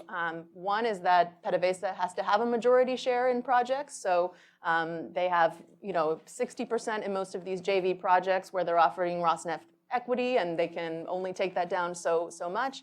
And then we also have the renegotiation of a Citgo loan where the government now has to find assets that are equally as attractive as Citgo, and then try to find other assets where they can get cash. On the Russian side, they have money, but also some, the government is also wanting those resources, and they have a rising debt burden themselves. So we think there's some potential for some additional deals with Russia, but I would say some real limitations in what we can expect on that front as well. I'll stop there. Thank you. Gracias, Lisa, and thank you to the Inter-American Dialogue for making Mexico be part of this dialogue. I will try to answer the question of the name of the panel, the challenges to attract upstream investment focusing in Mexico. And I will be more, or try to be more optimistic than my colleagues. Definitely the challenges in Mexico have been very different before the energy reform of 2013 than after the reform. But even after the reform, I will say that the challenges have been different and will be different. And I think I can mention 5 challenges, and I will try to expand these challenges in the last 4 years. The first one is oil prices. Second, implementation of the reform. The third one will be our own NOC under the new scheme. Fourth one, the management and execution of our contracts. And the fifth one is certainty. Now, oil prices. When we passed the constitutional reform in 2013, the barrel was in $100. When we pushed forward round zero, the barrel was in $90. We actually did that in less than a year, round zero. Even if we compare to other countries like Brazil took 3 years. But when we proposed, or we planned to start the bidding rounds, the oil price dropped over 50%. There were people that were actually advised us to rethink the bidding rounds. The round 1.1 and 1.2, for example, the first one was the barrel was in $50, and the second round, the following round was in $28. But the outcome was positive, and I'll focus on the outcome. We have had 8 bidding rounds, now 73 contracts with 67 new companies. Of these 67 companies, 67% are from North America, 17% from Europe, 7% from South America, 1.5% from Africa, and 1.5% from Oceania. So we have companies from all over from the 5 continents. And if we look at the successful rate in terms of what we propose and we allocate, the rate is 74%. But a commissioner from the CNA told me that we shouldn't look the successful of the rounds on what we allocate, but in terms of the investment and the jobs that will be created. And in those 8 rounds, the ongoing investment is of $59 billion. And the good news for Mexico is that 70% of the revenues will go to the state. Now, the second challenge, the implementation. When we started this in 2014, when the new model took into effect, there was a lot of people that were skeptical of putting together the new agencies, the new regulation. Now we have 22 new laws, 25 new bylaws. We put into place the new agencies. But there are still a lot of challenges. And I can mention one, for example, unconventionals. When we passed the constitutional reform, we decided that unconventional was going to be part of the bidding rounds. And it's still part of the plan, but with the declining of the price, we decided to postpone it. But we have been making progress on that issue, and that has to do with the implementation. I'll mention 2 things related to regulation. Now, everything related to the usage of water by CONAGUA, the regulation is already in place and is being reviewed by COFEMER, which is who studies the new regulation. And the regulation by the new Industrial Safety Agency on unconventionals by ASEA is into place. The third challenge is the role of Pemex. Now, Pemex is the biggest, or probably one of the biggest oil companies in Latin America, is the 8th oil company in the world. And Pemex has its own challenges. I would say that the main challenge of Pemex is to make it profitable.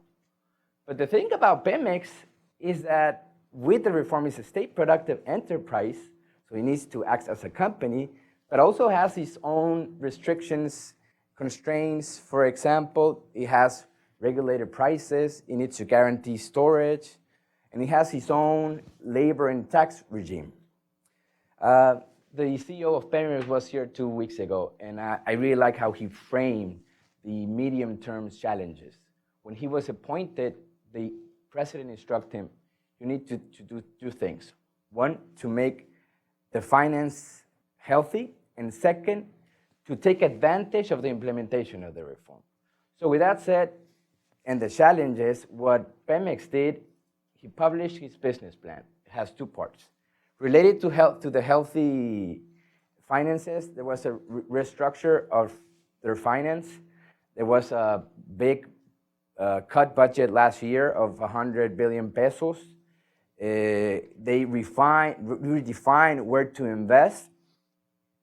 And now, for the first time, there was a surplus if we compare it to last time, it was in 2012. But to put it in perspective, this surplus now is not the same to have a surplus when the barrel is in $100 than in $40. And now we can say that the financial statements of Pemex are stable. On the second point of production, also a challenge for Pemex. With the reform, Pemex is allowed to associate with private parties. And as we speak, Pemex had 3 farm outs, one in deep water and 2 in onshore. The first one will be an investment during all the years of $11 billion. And of the second 2, Pemex received an initial payment of $500 million. And what is next is for the next year, there's going to be another farm out on deep water, and for the first time on shallow water. So Pemex has a new way of sharing investment, sharing risk, sharing technology, and a new way of sharing the way of doing business. The fourth challenge is the management and execution of the contracts. With these 67 new companies, there's going to be challenges not only for the government, but also for the operators. But also we have been making progress on this. For example, on the round 1.1 and 1.2 of the 5 contracts that were granted, now 4 companies had said that they will find the wells profitable, and they will expect to have the first production of well at the beginning of 2019. So talking about the declining of production, we believe that with everything that's happening, also with Pemex, but also with the new companies, we can stop the production of oil in 2018, next year. Now, the last challenge is certainty. When an investor, or when a company wants to invest, they want certainty of their investment and the remaining of the investment. Here I can mention what is behind this model. And what is behind this model is a constitutional reform, and that can transcend any administration. And here I can mention a couple of things. Is one, whoever is the next president, he will need to make a serious assessment on 2 things. How do you get your money, and where does the money go to, right? So on the energy sector, they will see that ongoing in this administration, there is $100 billion of investment, and that is coming from the private sector. So he will need to make an assessment. But the other thing is, even if he decides to revise whatever he wants to revise, whoever the president is, we are a country of institutions. We are a country that the most important and to conclude is that this model is protected by the Constitution. And when I say that it's protected by the Constitution, let me put it in perspective. We have the biggest Congress in Mexico. To pass a constitutional reform, you need 628 members. You need 2/3 of these 628 members. And we know that there's a lot of parties in Mexico. Second, you need the majority of the 32 state Congress in order to pass a constitution. So it's very hard to reverse the Constitution. And I will end this, I will end by saying this. There is no executive order that can stop or reverse this energy model.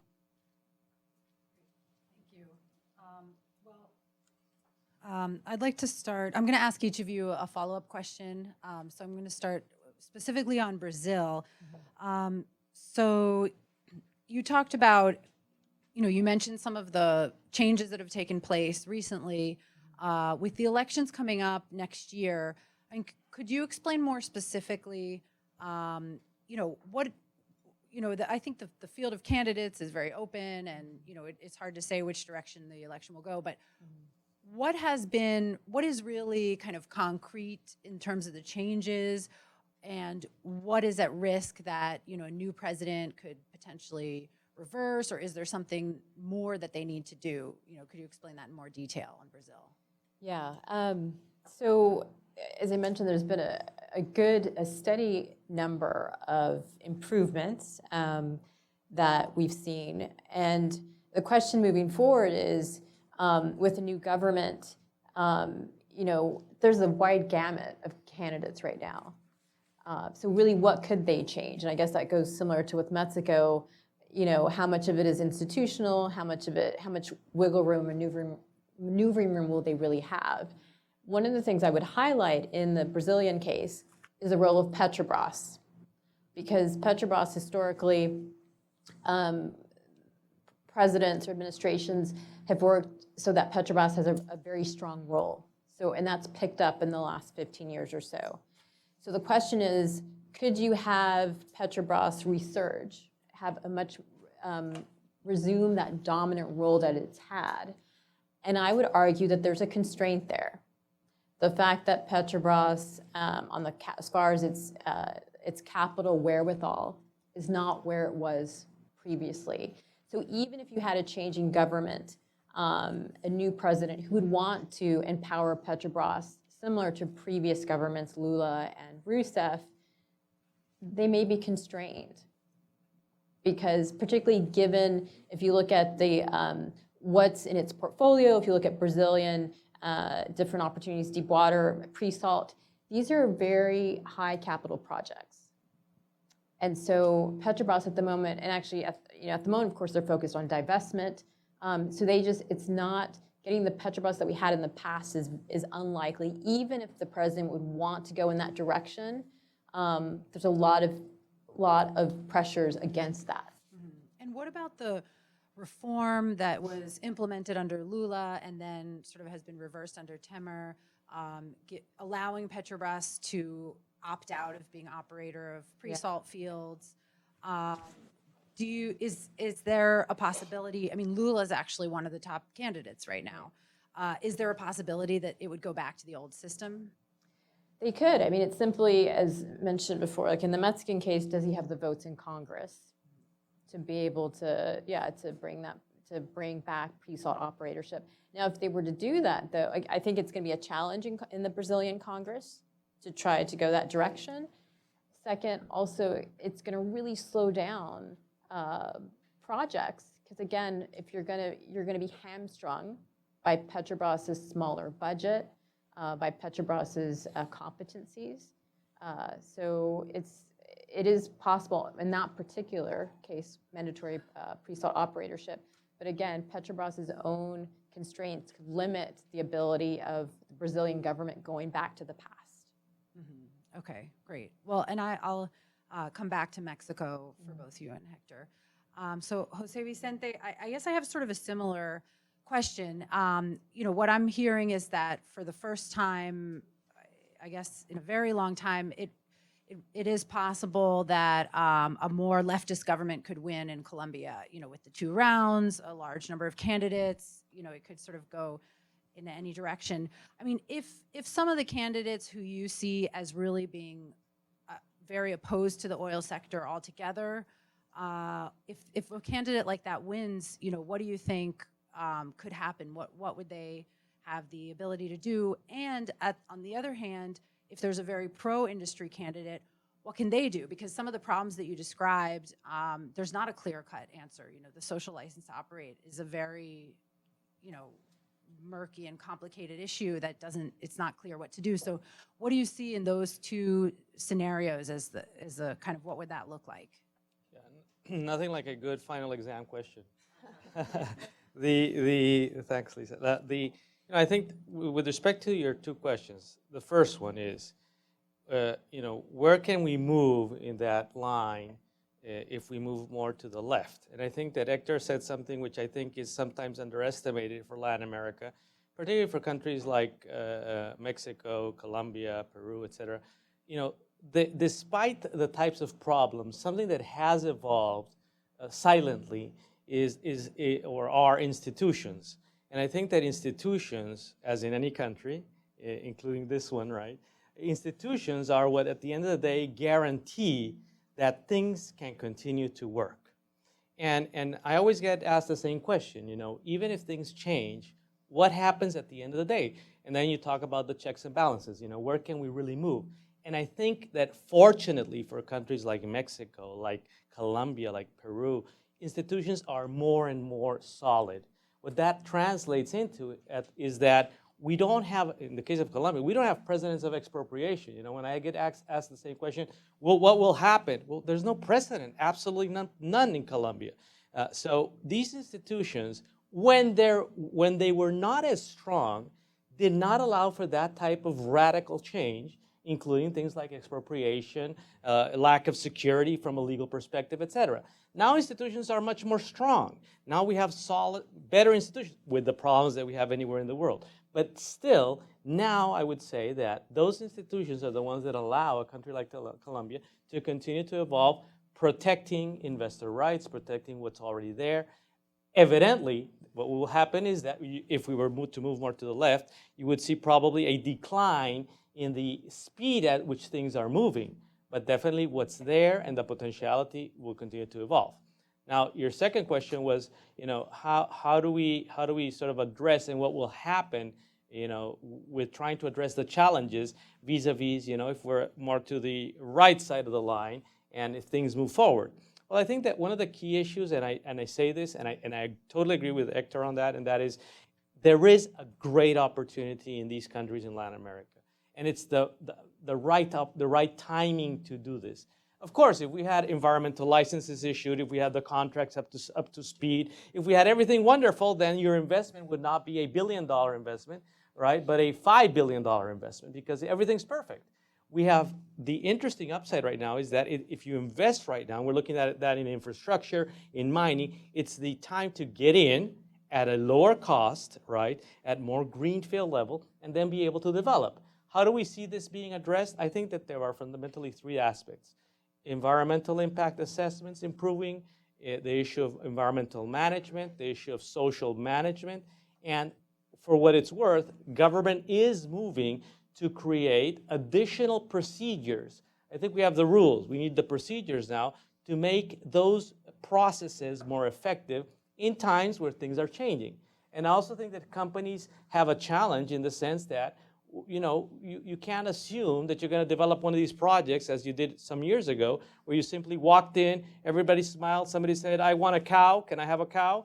And then they say, here's your cow, and then you go and drill a well. No, that has changed. Now you have to explain what you're going to do. There's more knowledge, and if you can do that and change the mentality, both corporate and socially, you're probably going to be able to do much more. So I think that again, it's a very interesting time. I think that if we move to the left, the risk is basically that things will slow down, definitely, but I think institutions will uphold everything. And if you move to the right, you'll see stronger development, addressing these challenges in a more balanced equation. That's basically what I see. Oh, that's very interesting. I guess it's worth clarifying that, when we talk about the left in Latin America, that can mean a range of things. And I think generally we think of, nationalism and expropriation, but in this case, we're talking about opposition to the sector because of environmental reasons, which I think generally in Latin America, the left has not been really that strong in environmental areas. It's been more about nationalism. So I think it's a little bit different from, what the leftist candidate in Mexico, for example, and what he is proposing to do. That's a great point. What I would say is, curiously, the left is now becoming more environmental, is what I'm saying. And because it can become a banner for them to uphold also.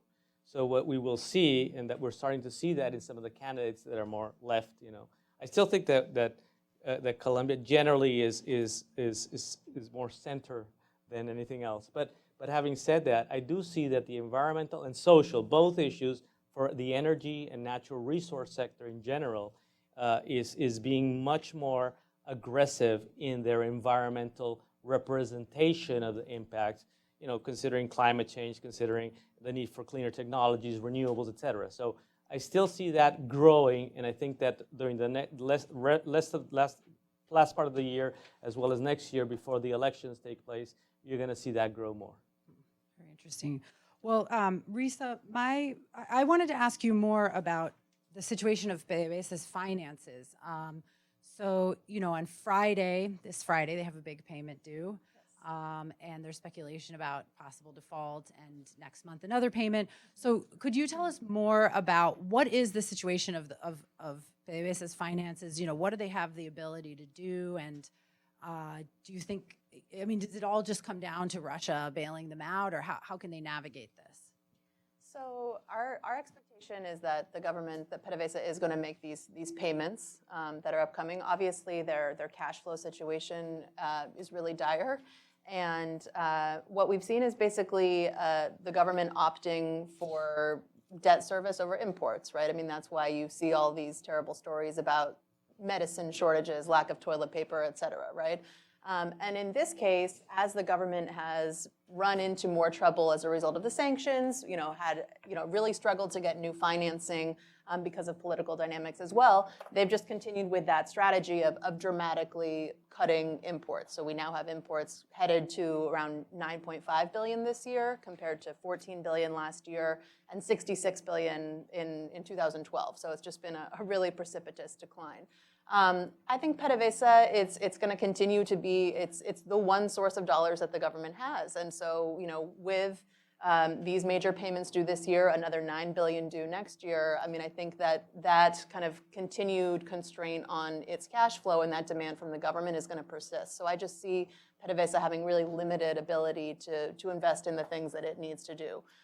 So in that sense, yeah, I think that external financing is the key. And there, again, I think we see real limitations in terms of how much could come through. But at this point, I think bilateral partners, state-owned oil companies, are really the only option. Thank you. So my question on Mexico, and maybe Hector, you could answer first, but maybe Roseanne, you could also answer. So, Roseanne, you talked about the fact that the investments that are coming in from the energy reform have not paid off yet. Obviously, it takes time, from the time that you start to, look at acquire a field before you're actually producing commercial quantities. So what is the outlook for production, and what are the main factors that would influence that? We've talked about the election. We've talked about, NAFTA has obviously come up here. We've talked about issues for Pemex. So where do you see production going, and what are the factors that would actually really have an impact on that? Maybe you could start. Sure. Well, the outlook of production. Let me go back 10 years ago when Pemex was producing 3.4 million of barrels per day. Of those 3.4 millions of barrels, 2.1 were from Cantarell. So Mother Nature was good. But today, from Cantarell, we are extracting 200,000 million barrels. But the good news is that putting aside Cantarell, we have increased the production to 54%. And that is approximately 7,000 millions of barrels. That is approximately what only Colombia produces. So the outlook looks positive. Why? Because that was even before the reform, right? And if we look at the investment of Pemex, for example, at the beginning of 2000, it was investing 50,000 something billions of pesos, and now it is investing 250 billions. But the important thing is that now with sharing the investment, with having new partners, I will mention two things that is a positive or a good news. Is one, that we have more players and we have partners of Pemex. And the second thing is the discoveries. For the first time, there has been a discovery from a private company, one of the five biggest discoveries in the last 5 years, that is predicted to have around 1 to 2 million barrels. So the outcome, I believe that it is positive, and I will just link this to what can happen. And in terms of communication, something that Congressman Duncan said in terms of the benefits, and I think that is going to be crucial on the next election, because at the end of the day, it's all about communicating what can affect in the pocket of the Mexican. And the philosophy behind the energy model is precisely that, to increase production, and I already mentioned how we intend to increase the production, but also on the power sector, to lower our electricity rates. And on that, we have had very competitive prices. We have had 2 auctions. The first auction, the price was on $47 kilowatt hour, and the second one was on $37. So for 2024, we're going to have a lot of more companies. Now we have 32 companies on the power sector, and that will actually help to move or to achieve our goals for 2024. For example, the 35% of electricity must be clean. So to conclude, I think that is going to be crucial to communicate the benefits, not only on the production, not only on the electricity rates and how we pretend to do that, but also related to all the investment that has to do with downstream, with midstream, with the liberalization of gasoline that it is planned to conclude this year. As somebody mentioned, I think it was the government official from the OS, we had our first gas station in Mexico, and that was it was like a movie, because you can see the lines of people waiting to have that different gasoline that is not from Pemex. And now we have competition. And for the first time, for example, if you go to a Mexican gas station, you don't see the prices, or you don't used to see the prices. Now people are going to see the prices. So I agree that it is going to take time, or it's going to be a challenge to communicate the good thing. But I think that the outcome has been positive, and people will need to see that. Do you have anything to add? Yeah, I was going to say not too much to add, because I think our outlook is similar. I think that Mexico is going in the right direction. It's just the question of the pace. And that at least on the production side, for the short to medium term, the next 5 years, it's going to be, there is this kind of declining trend, and it's just going to be tough for these new projects to begin to offset that decline. But in the long term, it does look quite favorable. So when do you see the production actually starting to increase? It's going beyond the 5-year outlook. It's not going to be, unfortunately, not in time for the elections next year, because a lot of these projects will take. There's just long lead times, particularly on the exploration side. It'll be interesting to see what happens with onshore fields and enhanced recovery. I mean, that could be a bright spot, an upside for Mexico onshore. And that's assuming a continuous schedule of bid rounds and new projects coming on. Bid rounds, right? Farm outs, that permitting is that we see that that permits are being granted on a regular basis. So yeah, there are some upsides there to watch out for, but at least in the short term, you're not going to get that immediate impact that we would have liked to see. But the outlook, I think, in the long term is favorable. Right, okay. Well, let me open it up for questions from the audience. We have a question here and then right behind Jason. Please introduce yourself briefly.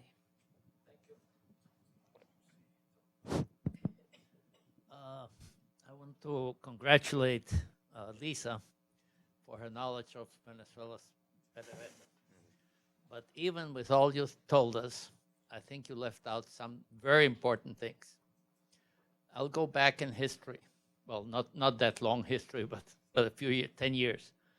Under Chavez, before Maduro, I don't remember exact date, but Chavez one day came on national TV and said, read a list of 20,000 people, 20,000 engineers, specialists, etc., said, you can go, we don't need you. So that any company of that sort that loses 20,000 people, and the best, they don't lose any of the laborers, they lost the guys with the brains, that impacted PDVSA. Then another thing which you probably don't know is when Mr. Ramirez, who is now the ambassador of Venezuela under the UN in New York, when he was president of PDVSA, PDVSA has many large companies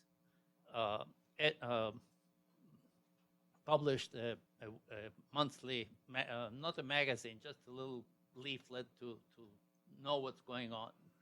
And there was a news saying, if you want to work in PDVSA, you don't need to know anything. You need to belong to the party.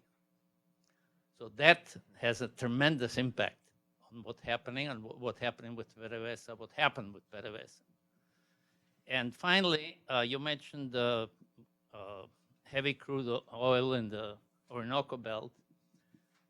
I don't know the reasons, but they practically abandoned all the normal wells in the western and eastern part of the country and concentrated on that because that was a huge amount there. But it is an oil that's not easy. It's a very heavy oil. As a matter of fact, there's a picture somewhere in some magazine, I have it, but I didn't bring it with me, that if you pour that oil, it looks like a sheet of some material because it kind of doubles over itself. It's so thick that it doesn't flow. So that is the kind of oil that they're producing now. And that has an impact, and to correct that will take many, many years. Thank you. We have another comment, question right behind you. Thank you. Jason Fargo with Energy Intelligence. Wanted to thank everybody for a really fascinating exchange of views. I have a quick question really for Roseanne. You had talked about Argentina and suggested that the win for Cambiemos in the recent elections this past weekend would sort of spark a lot more energy interest on the part of oil companies. And I was hoping that you could maybe elaborate a bit on what you see the ramifications of that being. And also one follow-on question from that is if you think that this might lead to the offshore auction that they've been talking about for quite some time, but it's sort of very unclear how that would be handled because it's technically ENARSA's job to do it, but nobody really knows what ENARSA does. And there's been talk that they might create a new agency, and I was just wondering if you had any thoughts. Yeah. Okay, maybe we can take one more question. There's one right over here. Then I'll get to this side.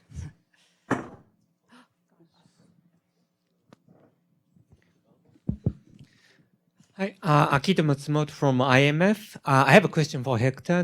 That you mentioned certainty, but I think in general that what I talk with people in the Latin American country desks, that the other issue is that the security, that when you develop a field, especially northern Mexico, there must be a lot of shale gas there. But if you look at the border and then the development of rig, it's complete, north of border has a lot of rigs operating, and just going border, there's a lot of border effect that we don't see many activity there. And that's, if you ask people, it's just security. And how you address these things in terms of, attracting upstream investment. Okay, sorry. It's a problem with a chair with wheels on it. Okay, well, I guess the questions, well, you can each just respond to any of the questions. We'll just go down. Starting on Argentina. So talking to clients down in the region, one of the things that we've noticed is that companies have gone kind of a go slow approach to their investment. And so that means drilling's been slower. And in part because they were waiting for, one, you had the primaries back in August, and then the midterms on Sunday. They were wanting to have some kind of, some strong signs. And I think this was the sign. And so what we're likely to see first is for incumbent companies that are already there, for them you'll start to see more acceleration on some of their drilling programs. I think that'll be a first kind of announcements we'll see. And then we'll begin to see some potential newcomers as well. Because a lot of companies, especially down in Houston, are kind of, now to be frank, when it comes to unconventionals, the US continues to be very compelling for unconventional players, honestly. But for those that are looking abroad, they were wanting, their view is we want to be counter-cyclical. We want to be a first mover before everyone dives in. This Sunday's vote was that for them. That was the sign. So then we'll see some of those first movers, new entrants after the incumbents. So it is a favorable development. And then about offshore, it's very, I know that Argentina's wanting to develop the offshore. I mean, it's kind of get in line. There's so much offshore opportunities at the moment, and it's so frontier that even though the intention is there or interest is there by Buenos Aires, it might take some time. It'll be hard to attract newcomers because you've got Brazil, which is very compelling on multiple, in many ways. So it might take more time on the offshore side or deep water, Yeah. Risa, do you want to respond to the comment on Venezuela? No, sure. I mean, absolutely. I could have spent a lot of time talking about how we got to this precise moment, right? In terms of obviously the human capital was a huge issue, and I would say I think actually that the former head of PDVSA, Eulogio Del Pino, kind of actually recognized the mistake that they made in terms of concentrating solely on the heavy. He's now the oil minister and has been removed from that post. But also in a context, I mean, if you have that revelation and you're already far enough down a path and really resource constrained, I just think that there's a limitation to how much you can do. But I also think that the government's focus on the heavier projects is also a potential constraint. You know, in the case of Russia, for example, we know that we're hearing that the Russians are, in terms of the projects that are on offer, they're prioritizing projects that have upgraders attached, right? Because then you have those certainties around the quality of the crude.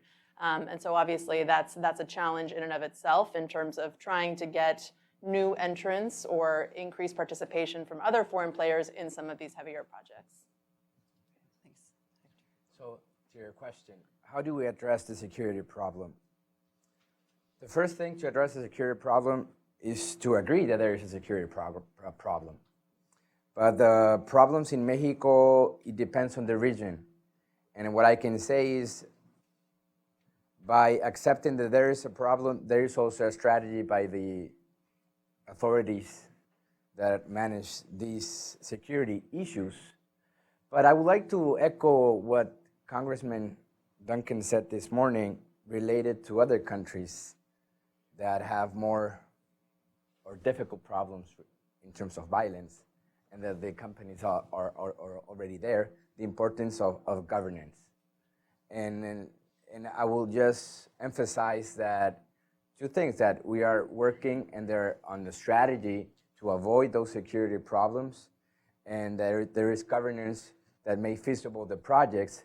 But to answer your concrete question on that area, I would say that there has been investment, probably not on upstream, because how we design the bidding rounds. We have had 3 bidding rounds on shallow water, 2 in mature fields, and 1 in deep water.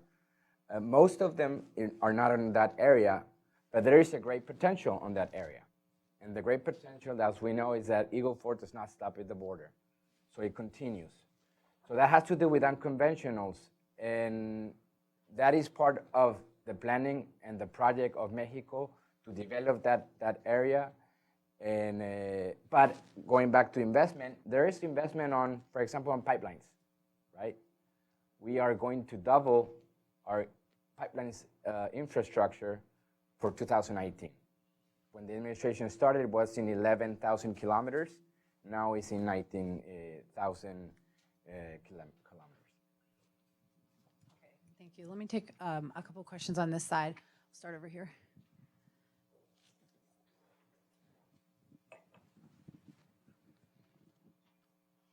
Hi, I'm Patricia Di Costa with the ICF. My question is for Risa on Venezuela. How feasible is to say that the U.S. will impose a ban on imports when, while mitigating that risk in terms of domestic supply and also the expected revenue of exporting back the light refined product? And also considering the potential risk of letting Russia take a bigger footprint in Venezuela assets, in considering the fact that they use Citgo assets in the U.S. as collateral in an earlier financing this year. Thank you. You had a question? Okay, go ahead. Yes, Brett Fortnum from Inside U.S. Trade again. And again, on NAFTA, I mean, how much does NAFTA really play into the energy security discussion, and what type of provisions could be included in a modernization that would give businesses certainty and also, again, contribute to the security issue? You had a question? Yeah, Sebastian Mack from the George Washington University. It's clear that Mexico's bidding rounds have become increasingly attractive, with Brazil's latest round reaching like all-time highs in investments. How do you see future bids becoming more attractive, and how do you see, and this is for anyone, additional protections to say, like, you have the say hello, right, is like a president, but how do you see stronger, more constitutionally embedded protections for investors and more favorable terms for investments and bids? Okay, let's take one more question over here. Thank you. Guillermo Garcia, again from Texas A&M School of Law. My question to all the panel has to do with, I want to know your views on whether the industry has also learned how to diversify covering the risks in the region in the last 20 years. And I bring this question because there's, in the 90s at least, the big push or the big narrative was that if states didn't sign bilateral investment treaties that gave a dispute resolution mechanism for the investors would not come. And what we've learned is that actually investment keeps coming. And Jeff Duncan just mentioned that. Risa just mentioned that in Venezuela. Even after the nationalization process, companies kept coming to Venezuela, and they are still investing in Venezuela, regardless of whether they have denounced some of the bilateral investment treaties. Brazil never ratified one, and investments kept coming. So how much this narrative against the dispute resolution mechanism is just more a myth, or companies have also learned how to diversify? And I bring also this question because in the NAFTA renegotiation, one of the big things that is being pushed is to create a new Chapter 11 to protect investments in Mexico. Thank you. Okay, well, I think each of you could respond to those questions, especially on diversifying risks and sort of the competitiveness of the bid rounds. And then there's one on Venezuela and also one on NAFTA, maybe Hector can respond to. Go ahead. I mean, on diversifying risk, yeah, I mean, you're right. Companies have moved forward with and have invested in, actually, it hasn't been an impediment, really. I mean, to be honest, when I think about risk and oil and gas in Latin America, what's become actually more of a kind of a salient risk has been community issues and social unrest where regardless of the government in power, what's been a challenge is trying to secure a social license to operate. And that has not gotten better regardless of who's in power. We had 10 years of left of center governments and it hasn't become any easier for companies. And so that's what I would highlight moving forward as one that's been persistent and one that companies haven't been able to get their hands around and get a grip on. I think that on that front, I would say that with respect to the diversification of risk, I think that the key issue really is, and I speak of course from the legal perspective, but is arbitration. International arbitration is something that is very relevant. And I can tell you, for the last 3 months, for instance, in the case of offshore Colombia, we've been looking at the arbitration clause for 3 months because that immediately triggers whether or not you feel secure, you feel better entering into a jurisdiction. So that would be from that side. On the competitive side, I think that's something that definitely is critical, is something that Hector also mentioned, which is legal security, grandfathering of rights, acquired rights. I think that if governments in Latin America can be much clearer on what is and what is not grandfathered, I think that helps a lot. So on the Venezuela questions, I mean, I would say that I think one of the issues here is that Trump has already started down this path of imposing escalatory sanctions. I think that the intention going in was to progressively ratchet up sanctions and keep using the threat of more aggressive actions as a potential deterrent, right? And so he started down that path. But the issue, of course, is that Maduro isn't changing his behavior. So I think that puts Trump in a position where he needs to keep on, I mean, he doesn't have to, right? But in terms of the kind of red lines that he's drawn, that kind of sets the stage for him to continue to progressively escalate those sanctions. Obviously, I think there are a lot of options on the table, and they're obviously taking into account the impact it would have on US interests in general. I think because of that, the import ban is still a last resort option, right? I mean, I think clearly they're trying to avoid that. The banning of the sale of US diluents and lighter crudes, in terms of the impact, it's pretty limited, right? I mean, the US providers of those diluents and lighter crudes can find other customers relatively easily. And in terms of the share of Venezuela as a customer, kind of in the broader scheme of things, it's not that big of a deal, right? The import ban is obviously a bigger issue. There, I mean, the Venezuelan crude can be replaced. It can be replaced by heavier crudes from Mexico, from Colombia, from the Middle East.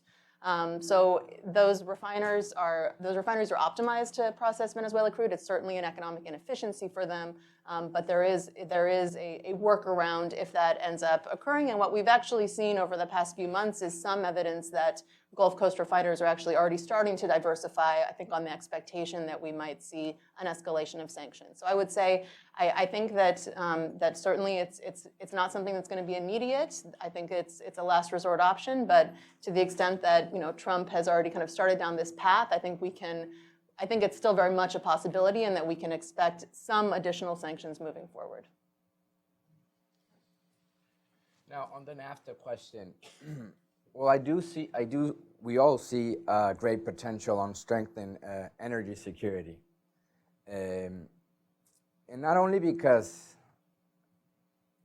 of the investment, and I think that we all agree that there is a win-win-win, three-win situation here, and very success story. And looking at the room, for example, I have companies that are participating or have participating in the bidding rounds.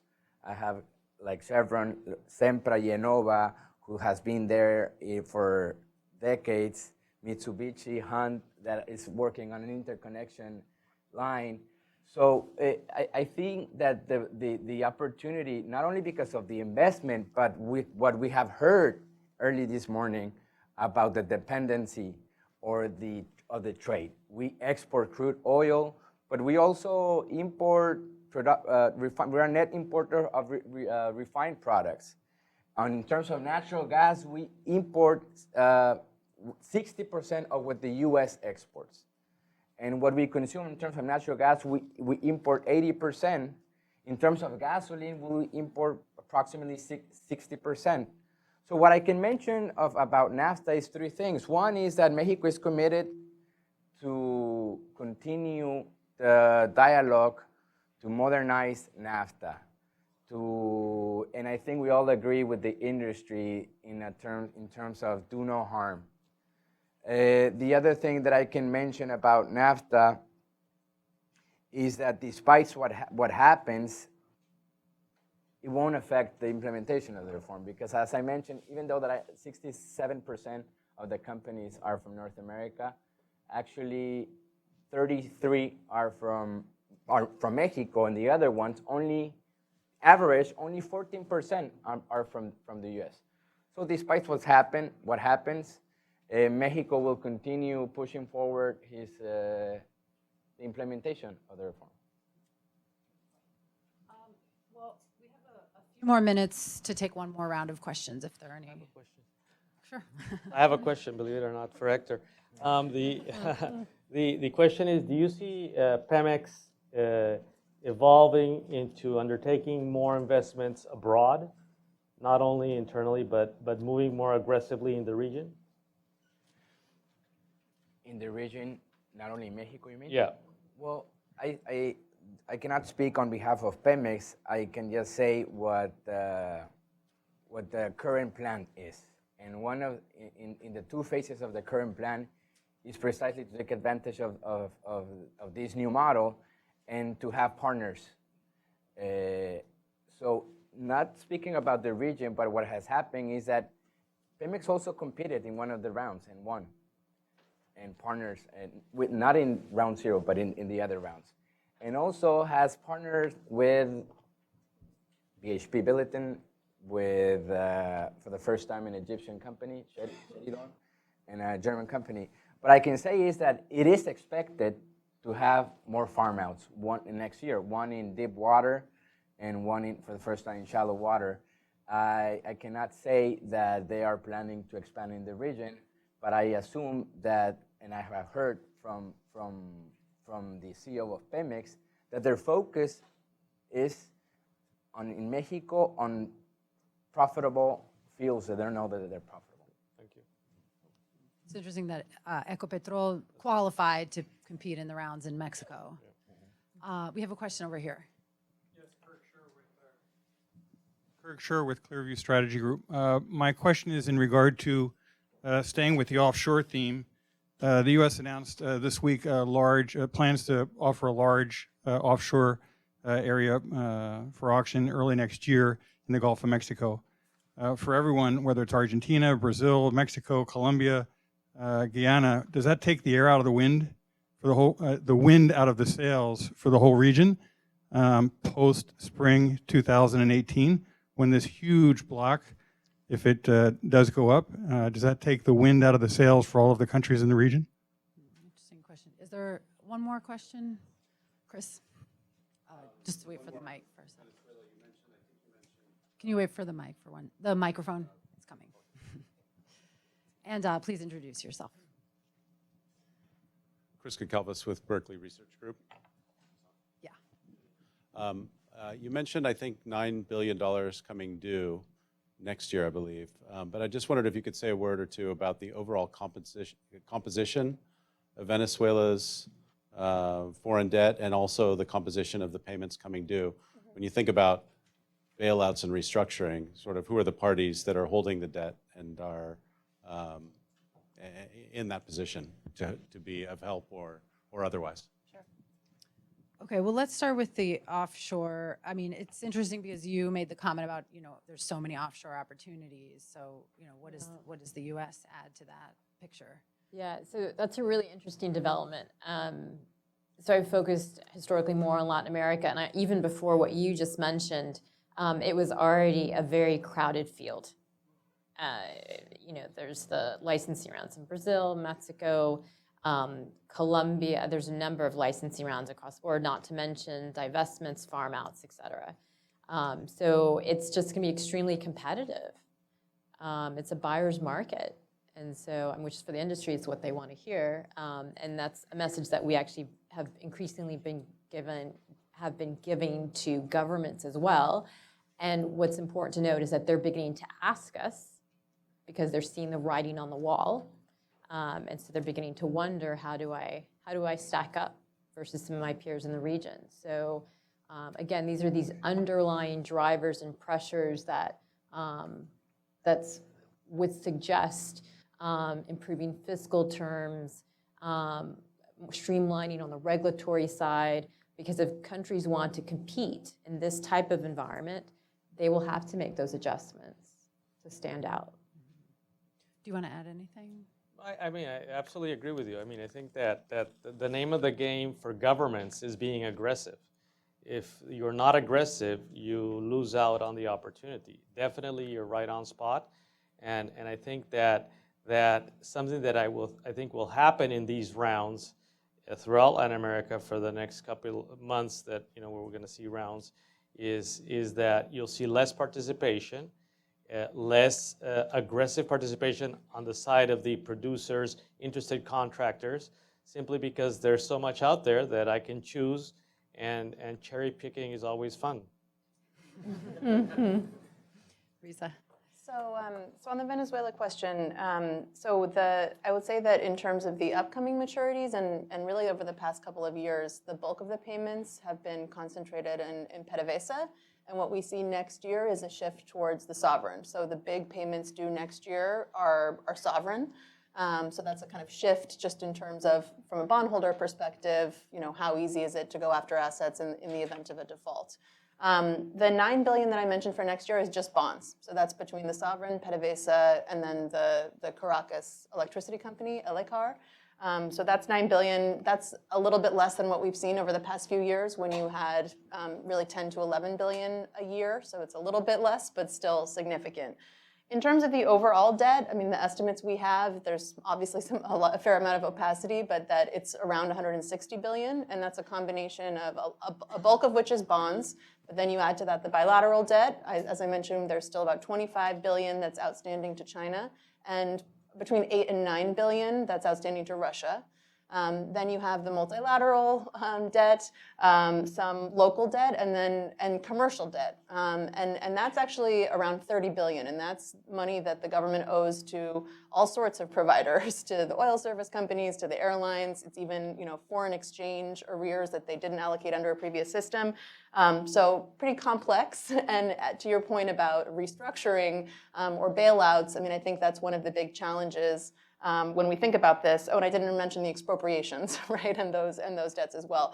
I think that's one of the challenges when we think about an eventual restructuring, which is inevitable here, right, is that there are so many different parties involved. But I would think that the bilateral partners and the bondholders are going to be pretty crucial in terms of providing some flexibility there. It's a lot of debt. Yes.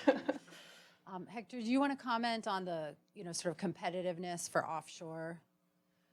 Given Mexico, the deep water will be extremely important. How do you think the competing with the U.S. and offshore will affect that? And what is the government doing to, compete in terms with all these other offshore projects around the world?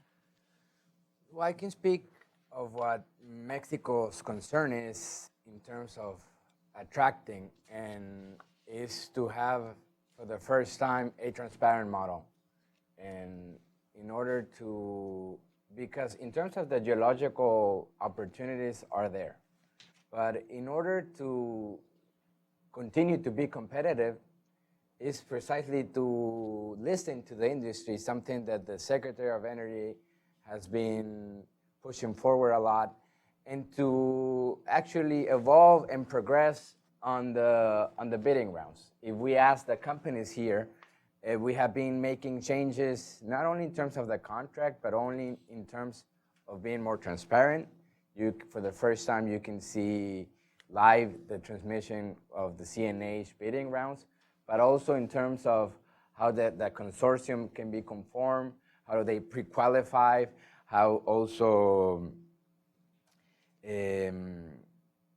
so yes, so I will see, I think that our main challenge to continue to be competitive, to be attractive to the companies, is to continue to do things right from the different agencies to put the legislation and regulation into place, because I do believe that we have a very potential in terms of reserves. I don't want to compare to other countries, but I do see, for example, next year, we're going to have another deep water round. And there's a lot of excitement of a lot of companies. And I will say that it has to do not only with the potential, but because we have been modifying through this process and hearing to the industry to make it more competitive in terms of the access to the data room. I mentioned a couple examples. So that's what we're focusing on, to have a friendly environment industry to create, that's what we're focusing, to create our own national industry. For the first time, we have national industry, 33 companies. So, yes, I hope I answered your question. Yes, and I think there's been a lot of back and forth between the companies and the government. It's been sort of an evolving process. Okay, well, I think we're going to end it here, and this has been really interesting and informative, so I want to thank all the panelists. That was great, and I hope you can stay for the next panel. We're going to talk about gas, LNG, and renewables, and we'll just take a short break. Thank you. I'd like to get our next panel started, focused on gas, LNG, and renewables in Latin America.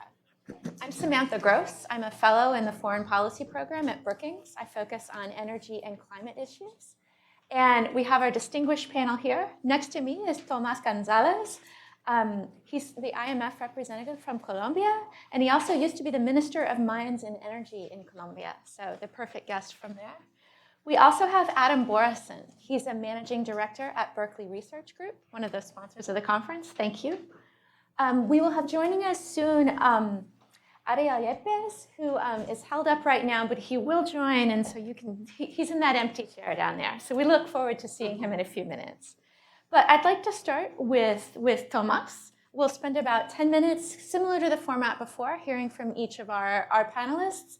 And then I'll ask a couple questions, and then we'll open it up to the room. So Tomás, the floor is yours. Thank you very much. Good afternoon to everyone. It's a pleasure to be here. Thank you very much, Lisa, for the invitation. It's a pleasure to be here. When you invited me to this panel, I was thinking, what can we say in terms of where Latin America is heading from a policy perspective, which is probably the experience I have the most and where I can make some comments to advance the discussion. So always in energy conferences, there are certain topics that are discussed again and again and again. And I would say renewables is certainly one of them. Gas comes and goes, but now there's a big moment, I think, for gas.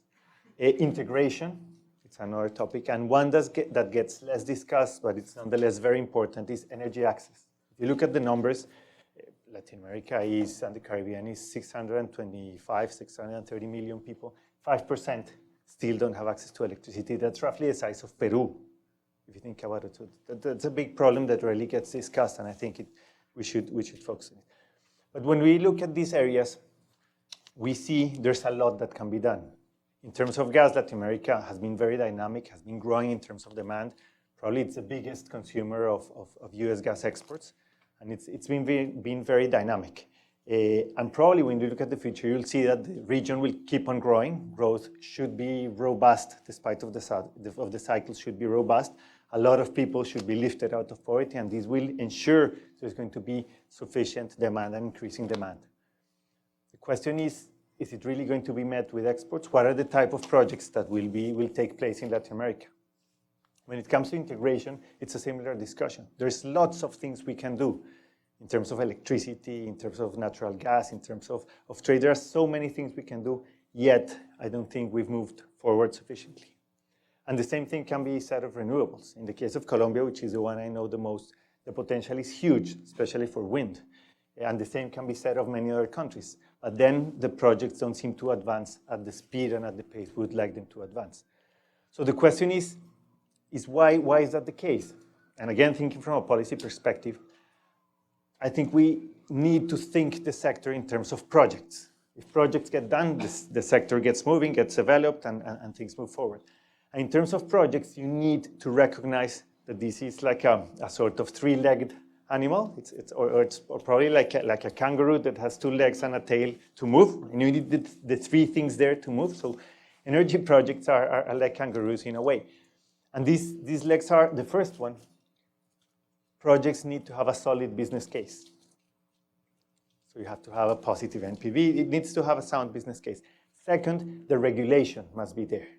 Not only the technical regulation, but also the economic regulation. You have to have proper rules that determine how you buy and sell energy and who's going to pay for things.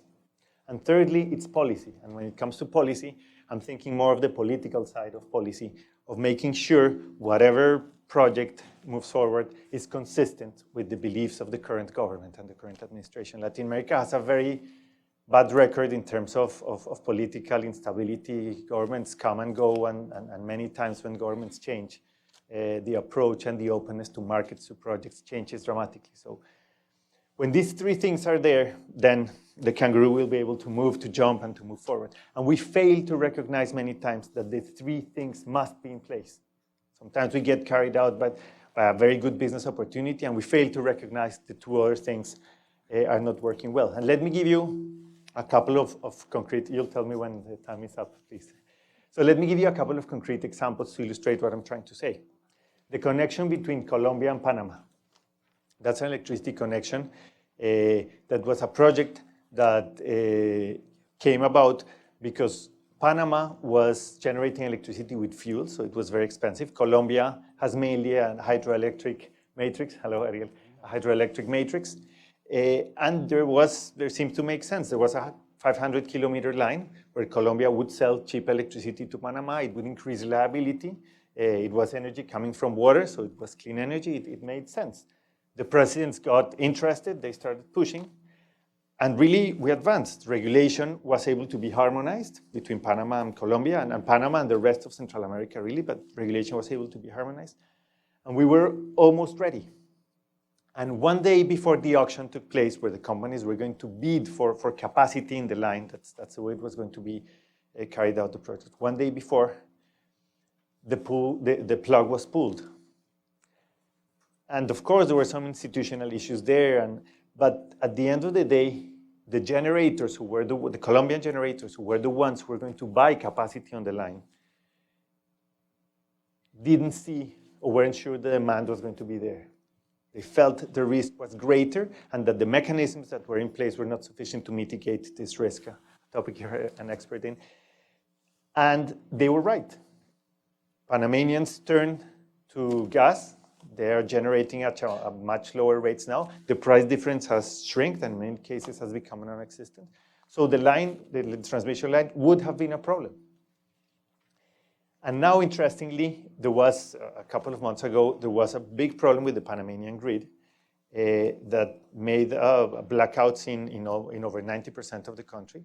It also included Costa Rica, over 90% of the country, the whole of Nicaragua, and probably Guatemala and Honduras was also affected. And it took them 4 hours to be able to fix the problem. So now what happens? They came back knocking at the door and say, let's rethink the project again. And now we're thinking again about the project, and maybe Ariel has a lot to tell us about that, but the rationale is different. The regulation is there. We harmonize the regulation, so the rules, there's an agreement.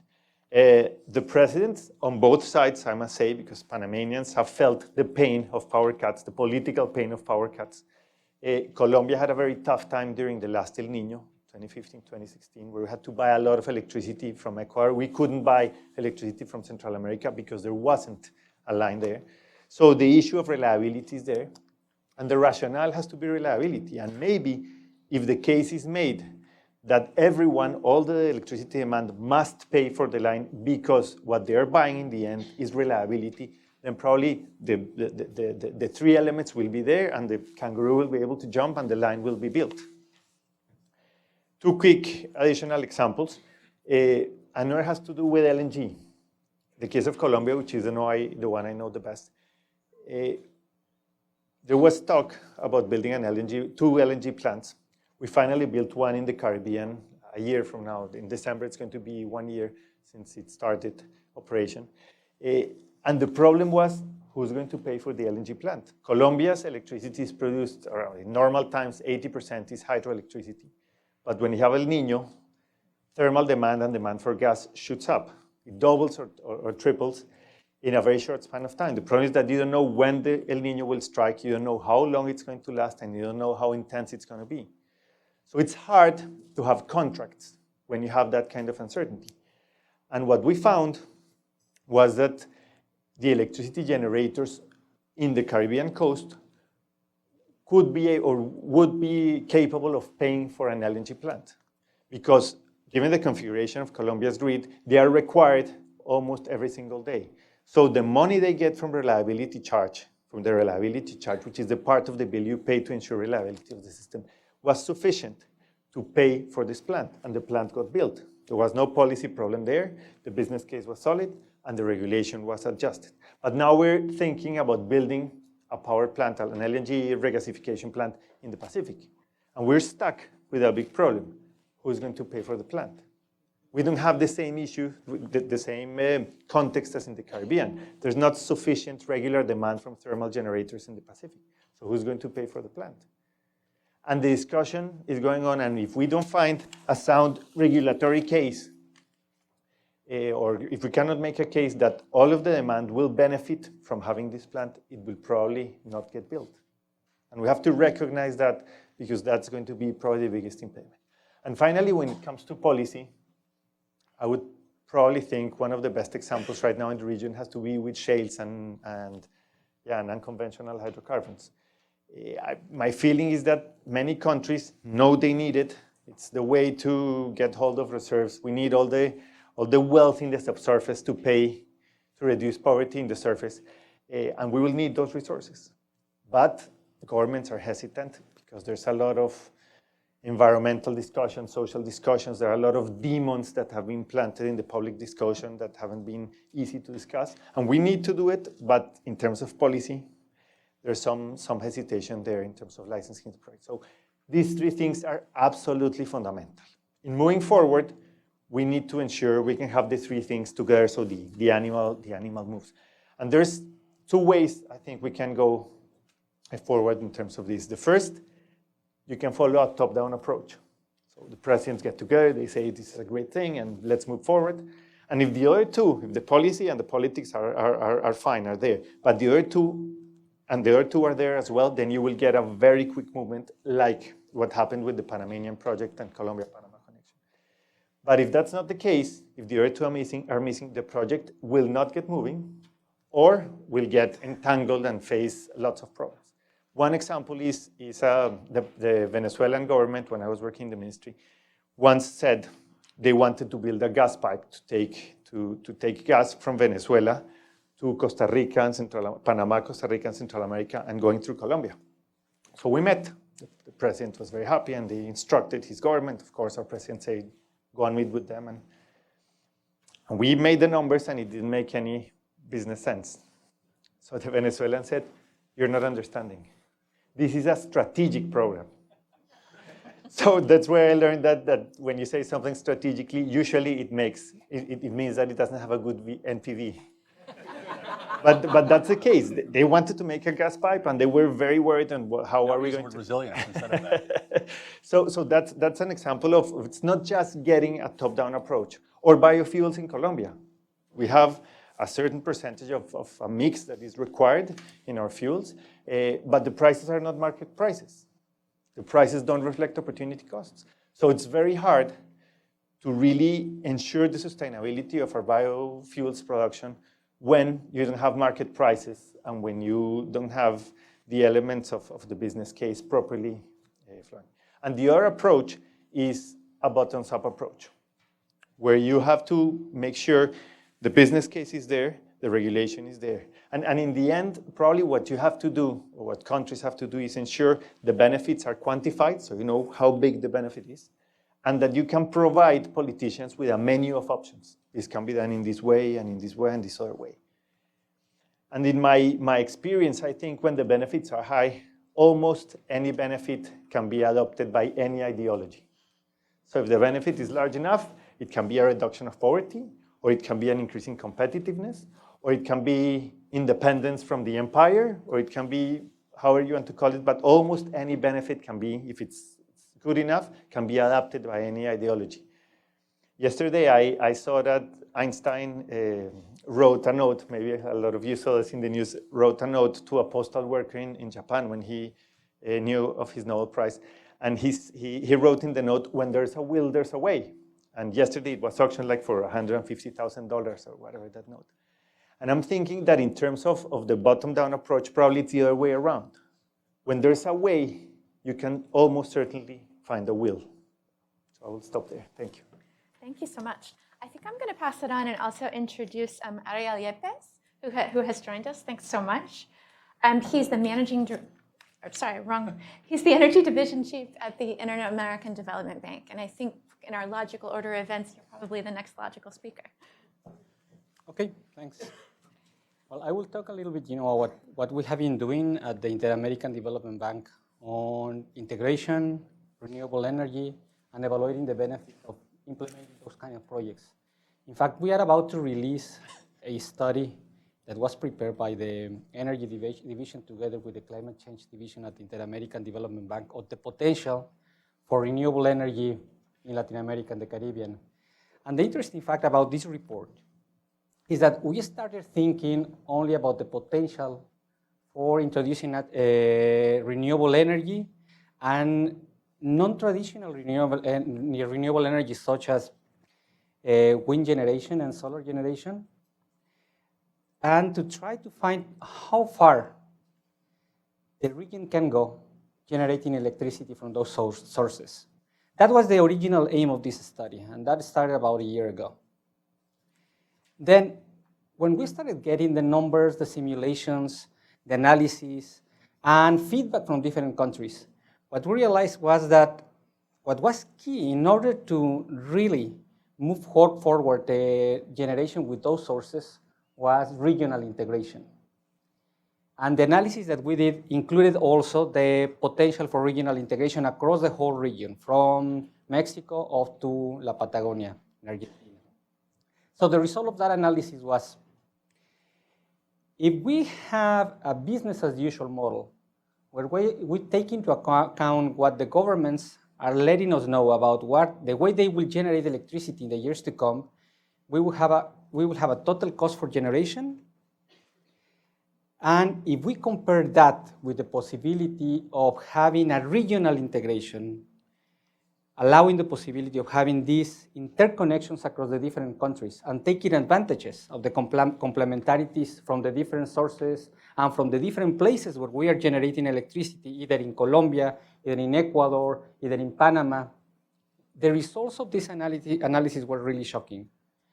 What we found was that by increasing or by opening the possibility of having regional interconnections, and by opening the possibility of having not this local or country-based electricity generation planning, but a regional planning, the investment needs were at least 15% less compared to the business as usual case. That was quite interesting. From our perspective, what we were getting in this analysis is, if you allow to have integration across the different countries, you allow the countries to take advantages about the complementarity from different sources of generation, wind, solar, and even in some cases, geothermal and base load generation with natural gas, it was possible to reduce the cost of the total generation for the whole region. That makes a lot of sense. And at the end of the day, we thought, well, is that really feasible? From a technical point of view, that is feasible. From a financial and economic point of view, that is feasible as well. And we can showcase to the different countries across the region what were the results that we got from this analysis. But the real point is how far you can go when you try to make those projects happen if you discuss security issues with some governments. And for some governments, security is not having a better interconnection with another country and finding those complementarities. in many of the cases, security means autarky, means finding their own sources to generate electricity and to try to generate all the electricity needs that they will have in those countries with what they have. And in many cases, it's thermal generation, fossil fuel-based generation, and CO2-based generation. So what is the general conclusion about this result or this analysis? By having more regional integration, it is possible to have more efficient cost for generation across the whole region, but most importantly, it's possible to have more renewable energy in the generation matrix across Latin America and the Caribbean. Just to give you an example, in average, the renewable energy-based electricity in Latin America is between 50 and 60% of the total generation, depending on the specific year. If we have a dry or a wet year, when we're talking about hydro generation, between 50 and 60% in the best of the cases. According to this analysis, it is possible to have up to 80% of the total generation in the region based exclusively with renewable energy. Hydro, solar, photovoltaic, geothermal. And that is because, or that is as a result of the possibility of having these interconnections. Now the point is, we may have the economic benefits linked to the possibility of interchanging the electricity across the different countries. We may have the right incentives to have the appropriate projects to supply the electricity that is going to be needed in the region. The second phase is what Tomás was talking about. How far we can go with politicians, how far we can go with getting the agreements to have the right interconnections, to have the right projects, and even not only to have those projects, but also to think about generating electricity in a more holistic manner. And that holistic manner implies thinking about planning at a regional level, not at a national level. And just to give you an example about this same case, not thinking about a model of what may happen in the years to come, but what is happening actually in Central America. The IDB financed 50% of the regional interconnection project in Central America, CIEPAC. The project was fully implemented about 2 years ago. The interconnection between Guatemala up to Panama is already there. But we are facing some issues to really move forward the interconnection, not only from a physical point of view, but from actual trades or real interchange of electricity across the different countries. And what we have seen in the 6 countries in Central America is that despite of the fact for the 6 countries, it is more convenient to have regional projects for generation of electricity that take advantage of economics of scale and these complementarities among the different technologies. The fact is that countries put a higher priority in national security, thinking in national security as how I can supply that electricity, rather than thinking what is the most convenient, efficient, and effective way to generate and to distribute electricity across the different countries. So that is the report that we have been working in. And in fact, I was a little bit late because we were approving a loan in the board of directors of the Inter-American Development Bank precisely about interconnection. And it's to strengthen an interconnection between Ecuador and Colombia to move more electricity across the 2 countries. That is part of what we do. We will continue at the Inter-American Development Bank promoting this dialogue about the relevance of having interconnections and how important it is for the countries in the region to reduce the cost of electricity, taking advantages about from the complementarities that we have from different sources of generation, but more than anything, opening the dialogue across the different decision makers on how to make those projects happen. Thank you. I think I'll pass the floor on to Adam for his 10 minutes. Thank you very much. My 10 minutes of fame. I would like to talk a bit about part of the Latin American region that has been in the news quite a bit, the Caribbean. It's not necessarily for good reasons, but it's certainly been in the news. I do a lot of work in renewables primarily. Two of my colleagues are here, Joanna Martin Ziegenfuss and Chris Goncalves, who are a little bit more on the experts in the gas area, but I'm going to talk a bit about both gas and renewables in the Caribbean. And I guess my first question is anyone here from the Caribbean?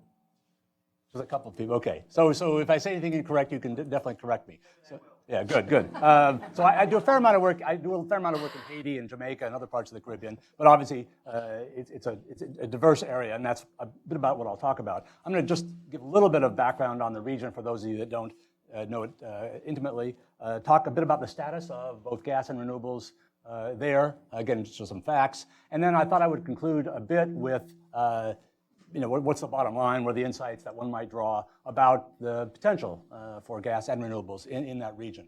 So just to start, I typically define the Caribbean region as all the countries that are surrounding the Caribbean or in the Caribbean, and that if you don't count Mexico and Colombia and the US in some ways, you get about 40 countries or so with about 100 million people. Some of those countries are actually formally part of Caribbean organizations like Belize. Others are just in Central America and nearby. But if you count that whole area, it's about 100 million people in about 40 countries. And one thing that even I, who work in the area quite a bit, always am amazed at is the diversity, which is a challenge for almost any business development. The populations of these countries vary by 3 orders of magnitude, from 10,000 people to 10 million people. The GDP per capita varies by nearly 3 orders of magnitude, from several $100s to maybe $30,000. The elevations of these countries varies by 2 orders of magnitude. Maximum elevation in some is 100 feet, in others 10,000 feet. So just in terms of building a business or having a policy, it is just incomprehensibly diverse. Not to mention French, Spanish, Dutch, English cultures. So it is just a remarkable area in almost any of these kind of diversity dimensions. And it's a big area. If you count across the entire area, it's perhaps 2 million square miles of mostly ocean, of course, but it's a big geographic area. So a challenging place to get your mind around because of all that incredible range. There are some common features. High energy prices, by and large, relatively low growth and high debt, and vulnerability, as we now are very much aware, to climate change and other factors, weather factors. So there are some significant challenges and opportunities when it comes to things like gas and renewables. It does have excellent resources of some kinds, solar and wind. If anyone has been in most of the Caribbean, you know that. And biomass and geothermal and other resources as well are there. So it's got those positive features. And while there isn't an awful lot of gas in the area, it's certainly close to people that have gas. So for those of you that know, the Bahamas is, I think, 90 miles from Florida. And then if you have the Eastern Caribbean, it's very close to Guyana. So you have these, and Guyana's in a way part of the Caribbean, so you have this proximity, local resources, renewable resources, and proximity to gas, including, of course, Trinidad and Tobago in the area. So that's kind of a thumbnail sketch of the region, and again, I think it's pretty unique in some ways. So what's happening with renewables there and gas there? There's been a phenomenal, steady, I should say is a better way of saying it, a steady commitment to renewables in the region for a long time. So there's been talk about renewables for maybe even decades, but for a long, long time at the regional level, at the country level, even at the business level. So that's certainly true. What has changed recently in a favorable way is that talk has become action. And in fact, there is now an annual award for the best renewable project in all sorts of categories. I just came back from where they offered these awards. So it's gotten to the point now where you can actually say, what is the best wind project in the Caribbean, and give an award to somebody. So, and that couldn't have happened at all just a short time ago. So I think that's positive, moving ahead. There are solar developments, typically in the DR, Dominican Republic, and in Jamaica. There's wind, also typically in the DR and Jamaica. There are biomass plants that are either under development or near under development, waste to energy and bagasse that's going on. And there's even a geothermal project, I think, not underway, but maybe soon to be underway in Dominica, where they're going to actually export the power to other islands. So there is real stuff, using a technical term, going on in the region, in the renewable side. And that's, I think, for anyone who's been involved in that area for a while, it's quite exciting. But I think it's perhaps even better, more true, as true, that the potential is still largely unrealized. I do a lot of work in Haiti. As I said, in Haiti is a special case. But there is one wind turbine in Haiti that was built in the 1970s, broke in about 6 months, and is still on most maps of resources in Haiti, this one lonely wind turbine that's been broken for 50 years, basically, 40 years. And that's kind of a sign of the other side of the coin. Not quite there yet. Certainly true of Haiti. On the gas side, I think it's not entirely similar, but there has been a lot of interest and talk about it, particularly as with the shale revolution and prices going down, LNG exports. All of a sudden, it makes more sense to talk about gas in the Caribbean. As many of you may know, there is activity in Jamaica. We do have now this Bogue plant that Jamaica Public Service has that is now natural gas fired. So Jamaica is certainly on the map now for natural gas. Barbados had gas, doesn't have so much anymore, and is now importing kind of micro imports to supplement their formerly significant, I guess, local resources. The DR, Dominican Republic, AES has had a terminal there for quite a while, and it just, I understand, refurbished that so that it can transship to be a true hub. And in fact, they do truck natural gas around the island. There are rumors it goes to Haiti. It'll be a long conversation about whether that's actually real. Just a side note, I've done a fair amount of work in that area, and I'm still waiting for the first picture of a truck that's going across the border between the DR and Haiti. I have never gotten that. I've heard people who say it's happening, but I've still been unable to confirm that in fact there are trucks going from the DR to Haiti. So someday I'll actually find out if that's true. And then of course you have Panama, part of the region where terminal is getting built. So there is activity there. And again, I think most people would say, but the potential is still largely unrealized. That there's a lot of potential with electricity prices, use of diesel. There's a phenomenal potential for it, but not quite there yet.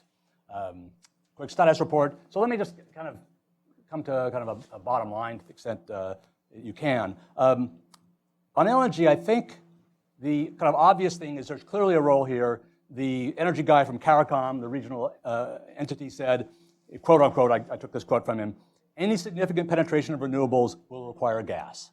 So I think the short-term story is you can use gas to replace diesel, you can use gas to back up renewables. It's clearly got a very, very strong role. Longer term, I don't think it's negative. I think it's less clear with the big focus on resilience and distributed resources. The role perhaps of storage in backing up renewables as opposed to gas. I'm not saying there isn't a role there. It's I think a little less obvious what the potential is going far forward for gas. And I think the challenge, which is the classic challenge in the Caribbean, as I said, is just scale. How much LNG can you provide an island of 50,000 people? It's just not the same as all of Africa or some other part of the world that has scale. So I think that's kind of the LNG bottom line from my perspective. I think renewables is not entirely different. The integration is a big problem there. There's a great potential there, but the utilities are small enough, the scale is small enough that just a little bit of solar or wind is going to be a big problem. That's something that's happening there. The high cost of these other renewables is a big factor. So I think the bottom line is quite similar. The big challenge really is scale, that you can build a 500 megawatt virtually solar farm in the Mojave. A 5 megawatt facility is big in the Caribbean, in many parts of the Caribbean. So that's my quick summary. Do I have time for the very, very, very bottom line? I think there's two kind of enabling factors, and it ties a bit to the other conversations. One, I think, is I'll call it the institutional enabler. Financing, policy, regulatory frameworks. It's an incredible challenge in a diverse place like that to have a reasonable structure for financing, for policy, and this has been a struggle that's been going on in that area for a long, long time. Constantly trying to figure out how can we make this work in this kind of area. The second one, which I think is maybe more recent in a way, is a utility business model. With all the hurricanes and all the focus on distribution and resilience, it challenges a bit what utilities do down there. And I think what's happening now is there are more and more people that are trying to understand what is the right, quote unquote, business model for a semi-centralized utility in that area. And how you then get gas or renewables into that world, particularly gas, when you have a bunch of microgrids essentially, that becomes a harder and harder problem. So I do think that those are two kind of interesting policy and business developments that will have to be addressed. So that's a quick summary. Excellent, thank you. And thank you to all three of you for your comments. I'm hearing, I'll ask a couple questions to start out, and I'm hearing some themes really come together out of what everyone has said. One of them is reliability and the importance of reliability and the degree to which interconnectedness can add to reliability. We've heard that from Ariel and from Thomas.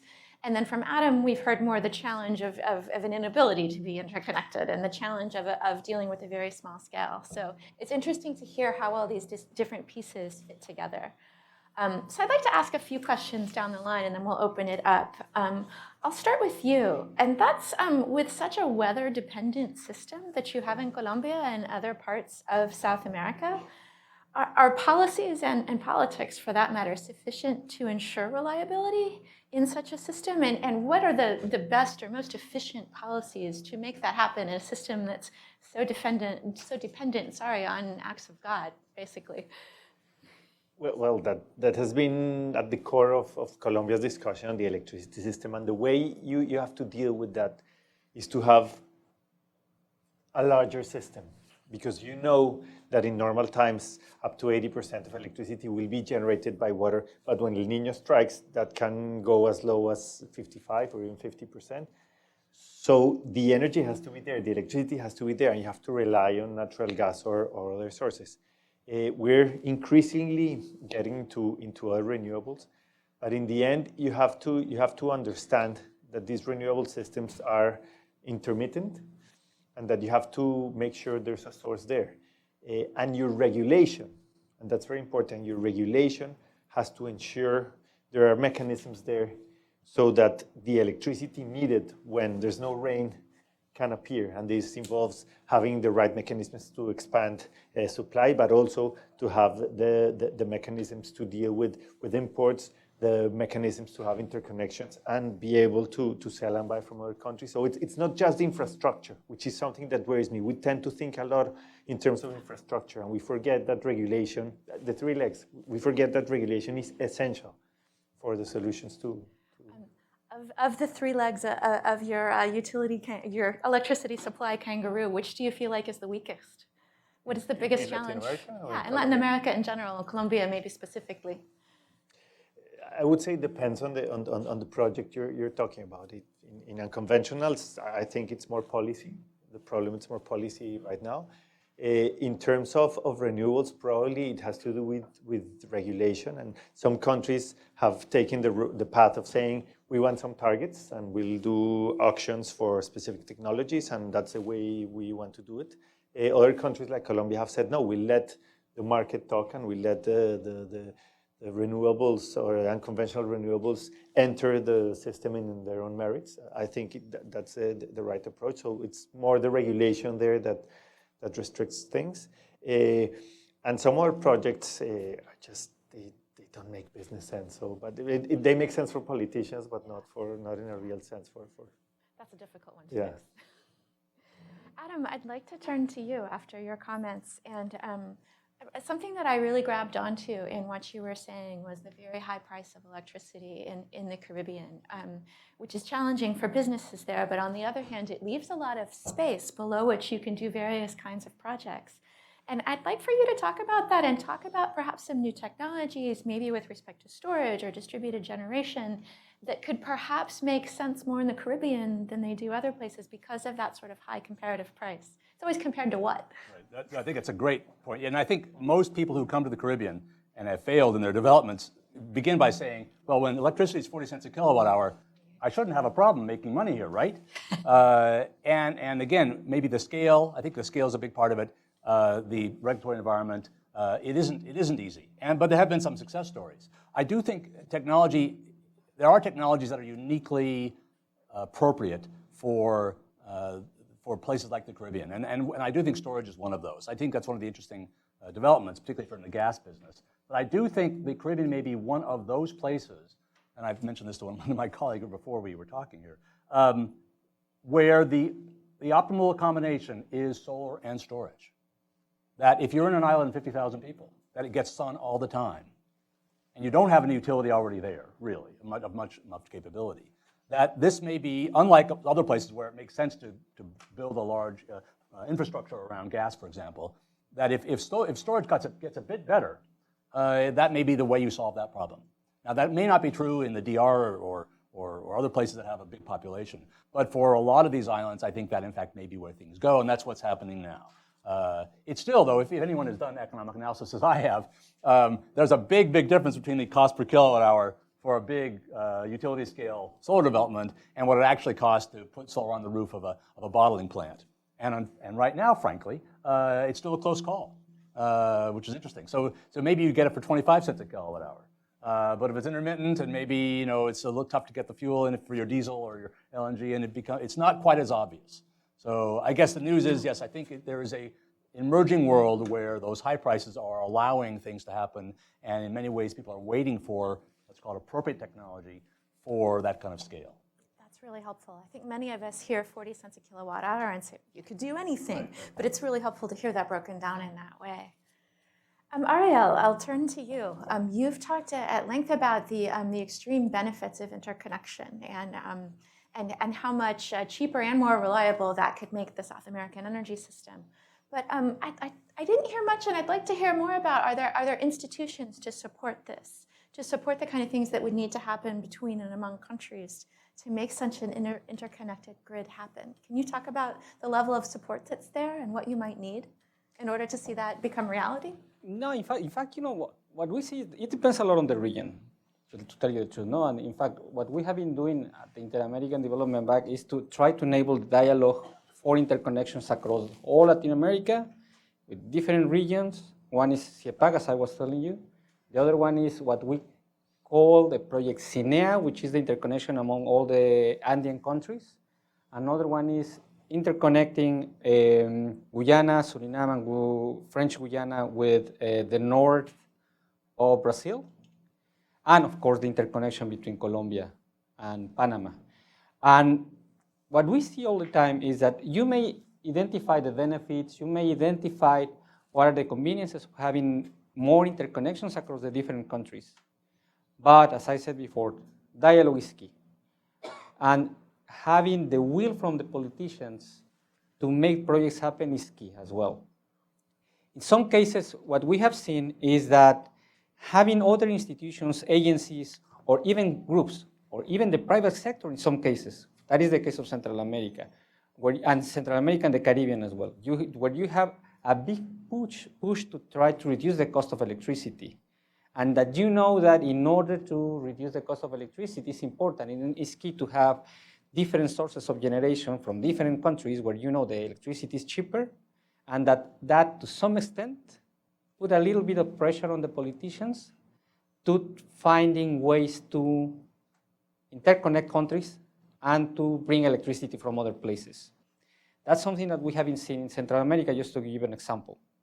In Central America, we have this interconnection, we have the physical infrastructure in there. It's already in place since 2 years ago.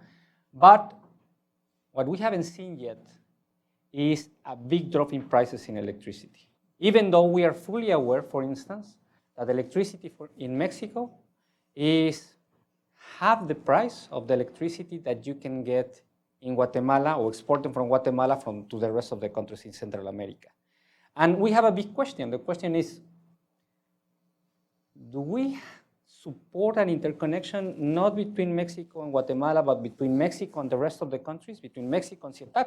Of course, it makes a lot of sense. And it makes a lot of sense for the citizens of the rest of the countries. You know that if you're able to implement a project that is not only a physical project, but most importantly, an agreement between Mexico and the rest of the countries in CIEPAC to bring electricity from Mexico to the 5 other countries, the impact in prices is going to be important in there. But the will, sometimes is difficult to get it. And it is there precisely where we have an important ally, And the ally or the people who is supporting that interconnection is the private sector. Because they know that once that they have the interconnection, the possibilities of having a drop in prices to make their processes more effective, more productive, and to reduce the cost for the production of any products in Central America is going to drop. So it's important to have them engage. It's important to let them know what are the benefits of having these interconnections to get the support. And at the end of the day, to get the will from the policymakers on what to do and when to do it. Thank you. I think I'll open it up for questions from the audience now. I'll try to take them 2 or 3 at a time. And I also ask that we follow the Jeopardy rule, and please state it in the form of a question. So I'll take a couple from over here, and we'll go from there. Hi, my name is Neil Borland with Deloitte. I had a question for Adam. This kind of connects 2 areas we've talked about today. I know a lot of the small Caribbean island states are heavily dependent on Petrocaribe and discounted oil imports. My question to you was, in your experience, the governments of these small island countries, how much is the future of Petrocaribe on their radar? And if so, do you think it's going to serve to push them more towards renewables, or are they simply going to look somewhere else to get their oil? That's a great question, and I was going to ask a similar question to the woman from Venezuela who was talking about Venezuela. I tracked Petrocaribe a lot, basically a year or 2 ago when I was working mostly in Haiti, and it's certainly on their radar, but it actually hadn't had a big effect at the time, and most of the effect had to do with the loan balance and who was and where the money was going, but not really on the ground. It really made no difference when it comes to the diesel price on the ground for most people, and therefore the economics of power generation. What it did make a difference was basically was balances of debts and credits between various countries and various parties within the country, particularly the utility. So I can't say I know current at the moment the role of Petrocaribe, but certainly the whole situation with diesel prices and oil prices is, they're very much aware of that, I guess is all I can say. And it was a big concern. I think less so these days, frankly. The attention seems to be elsewhere at the moment. Maybe somebody knows more about Petrocaribe. How Dominican Republic is going to face the Petrocaribe agreement. They are building a coal-fired generation plant, 500 megawatts, okay? $500 million in an island, a coal generation plant. And I'm being sarcastic here. That's how they're going to solve it.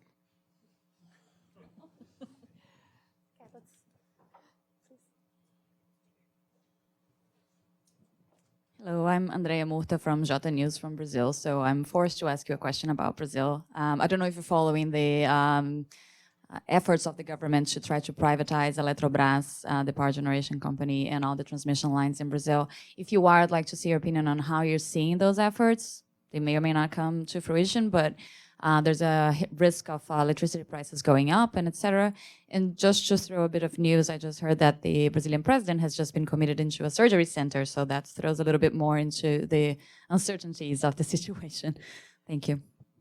Let's go ahead and take one more. There was one behind you. Hi, Tim McCune with the Bureau of Ocean Energy Management. It's a question for Adam. I was curious to know what your thoughts are on the prospects of offshore wind in the Caribbean.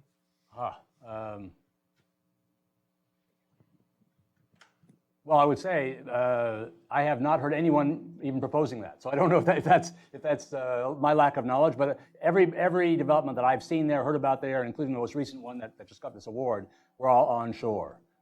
So there has been talk of ocean, power, but again, I think that's that's very unrealistic, not just a little unrealistic. But yeah, all the wind developments I've heard of and seen are onshore. So with respect to Brazil and Eletrobras, I'm not sure which one of you wants to take that, or both. I can make a comment because we had a similar situation. We sold a big generation company, and we had all the political discussion that goes around. And I would say, from my experience, I would say the following things. First, ownership does not necessarily imply prices are going to be higher or lower. prices depend more on market conditions than on the ownership of the company. At least that's what you see in Colombia, and I would be surprised if you see something different in Brazil because we have a lot of commonalities. Second, it probably has to do more with the fiscal side. The government is rebalancing its portfolio, and it thinks it can have the supply of electricity and transmission, and at the same time get some money to spend elsewhere. I don't know what the purpose is, if they're going to construct our infrastructure or they're going to pay for current spend. I don't know that's probably the government rebalancing its portfolio. So I wouldn't be scared of privatization as long as the process is transparent, as long as the companies can be sold by the market value or close to it, and as long as the buyer is someone that can operate efficiently, I wouldn't be scared of privatization. And elaborating a little bit more on that, we think that this is an issue about the right regulatory instruments that you may have. We know, and that has been demonstrated in lots of papers and experiences, that once that you bring private sector to electricity, the generation, if you have the right incentives, the right regulation, and the right institutions, you will have the right prices in the market. And the markets which are going to be operating in an efficient manner if you have the right regulatory framework. It may happen that you have private sector participation, you don't have strong institutions, or you don't have the right regulatory framework. And despite of the fact that you have the private sector in there, you are not quite sure if you have the most effective or the most competitive prices in the economy or in the market. That depends, as I said, in different conditions.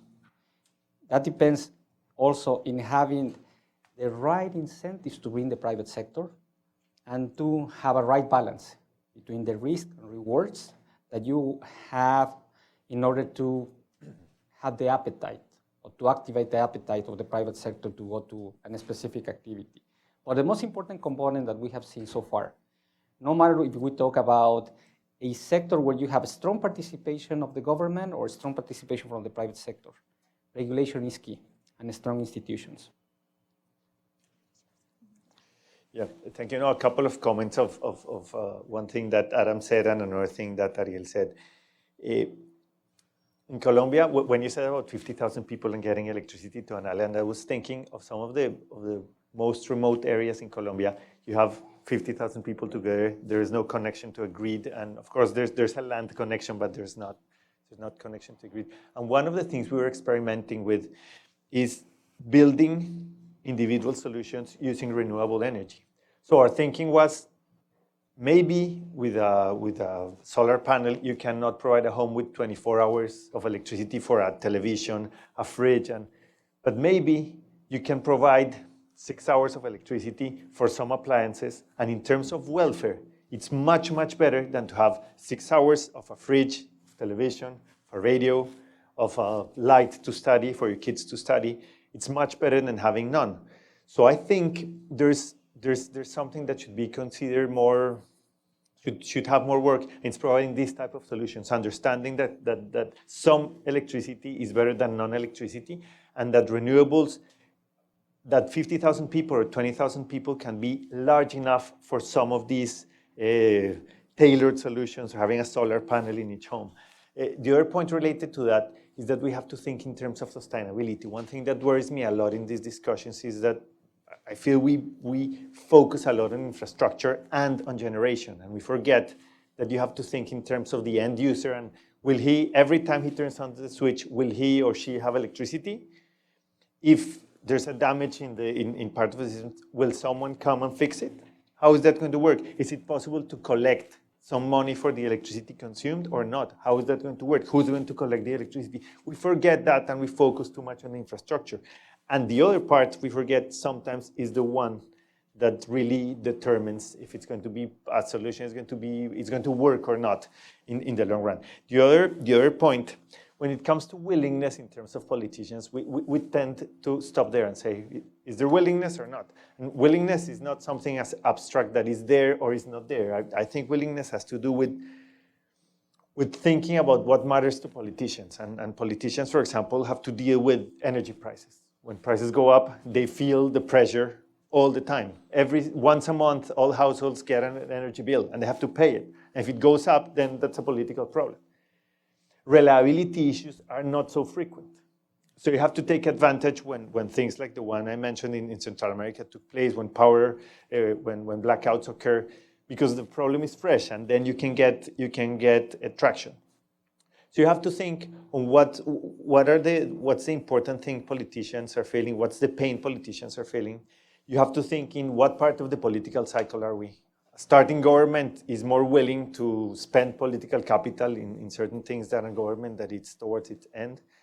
And also, we have to think about compensating in some way some of the losers. In many of these countries, you have very powerful lobbies that really don't want more competitive energy to come to their doorstep, and they have strong connections with government. So we have to recognize this and make it as part of the solution if we want the political will to move. We have to provide a menu of options, benefits, and a plan to tackle all these things. And finally, sorry, I've taken some time, but the last thing, I have and maybe Adam and Ariel can share their thoughts on this. I have a worry when it comes to natural gas, because right now we're seeing a market that in a way it's oversupplied. We're seeing very, very competitive prices, and we're committing to long-term projects with low prices, thinking these those prices will last forever. And what happens when they don't? What happens when the cycle turns around and we have high gas prices? What happens when we, as we saw in the past, $20, $14, $16 maybe for LNG?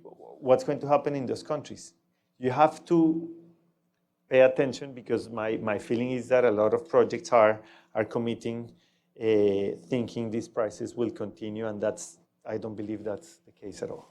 I'll add a little thought before I pass it back down to you guys. It will be interesting to see if the LNG industry, as it becomes bigger and more widespread, looks more like the historical oil industry, where you see boom and bust cycles because of the large amounts of investment that's required for both liquefaction plants and for regas. And so it'll be interesting to see if it starts to look more like that boom and bust that we've traditionally seen in oil.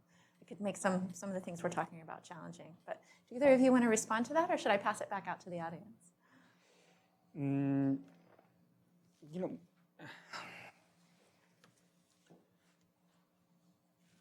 I wanted to elaborate a little bit more on this issue about natural gas, on the competitiveness that we may have in the years to come, because it has to do a lot with what you were talking. What we have seen is a sort of a technological revolution when we talk about the energy sector. And that is not only for America, it's for the whole world. And the drop in prices for natural gas is something that we see as something that is good for the region, and definitely that is having some effects in the way we will generate electricity in the years to come, and the way the investors are taking decisions on how they will invest and how countries will diversify their energy matrices. We see a lot of potential to continue doing more natural gas, or to continue exploring more natural gas, not only in North America, in the US, but also in South America. And that definitely that will have an important impact in the rest of the countries in the region. From our perspective, the huge reserves that are estimated in the South Cone, particularly in Argentina, will have a very important impact in the way we will see electricity is going to be generated in the South Cone in the years to come. But when you talk about diversification of the energy matrix, natural gas is important, but there's another element that I think is going to really affect the way we generate electricity in Latin America and in the Caribbean. And that is what I was talking about in the model that we prepared at the IDB. And it's the really amazing drop in prices that we have seen for solar and for wind generation. We haven't seen a big change in the way we generate electricity in the last, let's say, 100 years. The way we generate electricity in Latin America, in the rest of the world, most of the cases is linked to fossil fuels. Have we had big technological changes that drop prices for generation in the whole world? Not really in those 200 years, except when we went from the traditional thermal generation equipment to the combined cycle facilities using natural gas. Now we are seeing something that will really change the world. And that is the drop in prices in solar that we are sure that will continue dropping in the years to come, in wind that will continue dropping in the years to come, and something that has to do with one of the questions that we had before, storage. Storage. We are seeing that in the Caribbean. We have got some approaches from governments in the Caribbean asking us for how they can take advantage of those two new technologies to reduce the prices of electricity in there. That's something that is going to happen, from my perspective, very soon in the Caribbean on how to adopt these technologies and the lower prices for storage of electricity. But eventually, we hope to see that in the rest of the regions in Latin America. It's going to take more time because you have any other sources of generation that are much more competitive at this moment compared to other technologies. But that definitely will not only affect the way we generate electricity and we consume electricity in Latin America, but also the way regulators, policymakers have to take decisions on how to best approach that technological change. And that's something that we see as interesting, challenging, and that is a place where we have to be. Bringing solutions, reducing the cost of electricity for all the citizens in Latin America, and supporting the efforts of governments, policymakers, regulators to find ways to make that electricity available, affordable to all the consumers. I just like to echo that comment. I'm from California, so I obviously think very favorably about solar and storage and technology. I drive by Solar City and Tesla on a regular basis. So I think there is an age of abundance in solar and coming perhaps in storage. I have a lot of friends who are petroleum engineers and geologists, and they tell me, you have no idea how great this is going to be, how big this is. So I do think exactly this point. Life is uncertain, there's a lot of risk, but I do think we all need to be prepared for the fact that we are in fact now in an age of abundance. With renewables, solar and wind, mostly solar, I guess, maybe storage, and gas. And there may be cycles, it may be true, but I do think there's also, you have to be ready for the fact that, maybe that isn't true, maybe we have we're in a great inflection point. And the difficulty I find in the Caribbean is, so far, it's been really hard to take advantage of that, right? You think, well, if that were true, geez, things should be great in these parts of the Caribbean, and yet it hasn't yet happened, but it's starting to happen. But I do think you have to be aware of that possibility. Yeah, I'm really happy to hear all these comments. This is super helpful.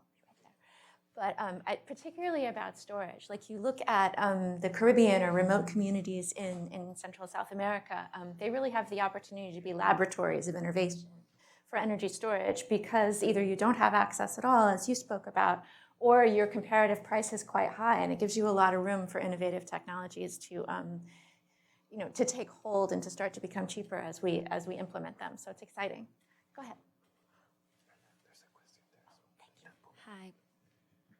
Hi, Patricia Di Costa with ICF. The question is to all of you. Could you talk about what type of discussions are taking place in Latin America to support distributed energy resources technologies such as those, but kind of what Tomas was talking about in the point of consumption, not such large scale and transmission.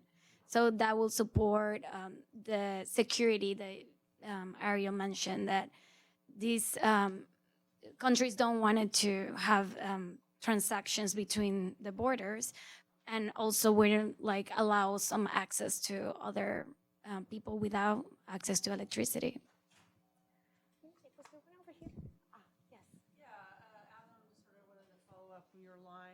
I'm sorry, Colleen Newman, independent consultant. I just wanted to follow up with your line and talk about, the hurricane recovery and how that's sort of impacting renewables. And I'd also love to hear what the IDB is doing for many of the islands have had catastrophic problems with their power. Do you want to just go down the line and address both of those as you see fit? Sure, let me talk about that. To me, the issue of recovery and hurricanes, and now, of course, we could spend the entire time talking about that, and some of us were just at a meeting where we spent the entire time talking about that. I do think resilience is the new buzzword, right? Both in the U.S. and in that area. So what I would say, and again, I'd be interested to hear what other people have to say about this. There's obviously a phenomenal effort going on with this recovery. But I think what's becoming more aware, people are becoming more aware of the idea that, and I like to use this term, that the power systems on these islands are too big to fail. It's just like a financial crisis. We've had a stress test, and we failed. And regulators, governments, multilaterals, I think, looked at this and said, well, we have to fix this right now. We have a crisis. We've got to fix it. And hopefully we'll help with that. But I think what's happening now is a recognition that, well, when you have something like that, you need to respond in a different time frame. So you need to have better assets on the ground, or the right kinds of assets, microgrids perhaps. You need to harden those, don't have substations that are below the sea level, these kind of obvious things. And then ultimately you have to have good disaster recovery systems. But I would say it's early days. In fact, we just came back from sessions about that very topic, and these entities are now trying to figure out what the right, they're maybe the ones who didn't get hit are kind of, a little sigh of relief. But now everyone's saying, well, if it didn't happen to us, those guys need to recover. We need to prepare, and that's starting to happen. That's the issue there. Now, I guess to this topic. Again, I think it's a similar situation where everyone's suddenly, microgrids are now everything, right? Everyone's all of a sudden excited about microgrids. But what those systems are, the regulations are, how you now change the emphasis from, we need to have a big plant and it needs to be very efficient, to, we need to have a network that maybe there's generation out there, maybe there's storage out there, maybe those aren't connected so much because when one fails, we don't want the other one to fail. I would say, at least in my experience, that there's a great deal of enthusiasm, there's a great deal of technical work in that area, but setting up a system for doing that and then making sure the utility that's there is partnering with this activity, I think that's an unsolved problem. But it is becoming, people are aware of it at least and are trying to solve it, in my experience. Yeah, just to give you an example, or it's a little bit of anecdote. 3 years ago, we enabled a dialogue with different policymakers, energy ministers or energy deputy ministers from the region. And we were talking about what, from the perspective of them, were the key issues when we were talking about energy and what was important to take care of. And they were talking about access, they were talking about reliability, they were talking about security of supply, all sorts of things. We raised the issue about what they were thinking about the possibility of having or seeing in Latin America what we were seeing in Europe and the US with the independent or generation, with the possibility of having independent units generating electricity, or to what extent was important for them from the different perspectives of policy makers and also from the perspective of regulation. And they said, we are very concerned about some other issues, not those issues at this moment. That was 3 years ago. Last year, I was in April in Panama. No, that was this year. And it was a meeting for the regulators of the whole region. And now the point was totally different because we raised the same question as part of the dialogue that we have, or we try to have with the countries and the policymakers. And 3 governments or 3 regulators came with that same issue. We have to think about what is going to happen, not only in the way we consume and generate electricity, but in the way we will regulate and take care of what is happening in North America and Europe, but is happening now in Latin America. That is an issue. And what we see and what we will see in the years to come, that definitively the requirements that we will have from the regulators is to ask us about those experiences. We're bringing regulators from Europe to make a little bit aware some other regulators in Chile and in Mexico about what may happen and what they should think about if they want to take, let's say, a step ahead before it's too late to take decisions about the way they have to regulate. So that is an issue that is important at this moment, at least in the dialogue at the level of the regulators. Anything else, Home? Yeah, no, something very quick along those lines. When we had this very tough El Niño, 2015 to 2016. The problem is you don't have any water. The little water you have to make sure it lasts until May. And you need to get as much energy as you can from anyone that has energy surpluses. And one of the things we did in terms of regulation is we very quickly changed the rules so that people that had any surplus electricity could put it into the grid very quickly. And it's very interesting because it's only when crisis strikes that you start thinking about these things. And we thought people were going to sell, but when we didn't start selling, we started understanding what were the constraints in the way they saw the possibility of selling energy to the grid. So my point is, times of crisis, like it's happening on the Caribbean with the hurricanes, when a big El Nino hits, when you have blackouts like the ones that have occurred in Central America, force people to think more creatively. And there are experiences there of things you can do that are very cost effective, are small changes in regulation that will certainly allow this to happen. And sharing experiences is the best thing. When I was in government, learning how other governments deal with problems I had was one of the best things I got from IDB when I was in government. Outstanding. Well, we've reached the end of our time. I'd like to, both from me and from the dialogue, extend a sincere thank you to our panelists for a very interesting conversation. And I want to invite Lisa up here again to wrap us up. Thank you.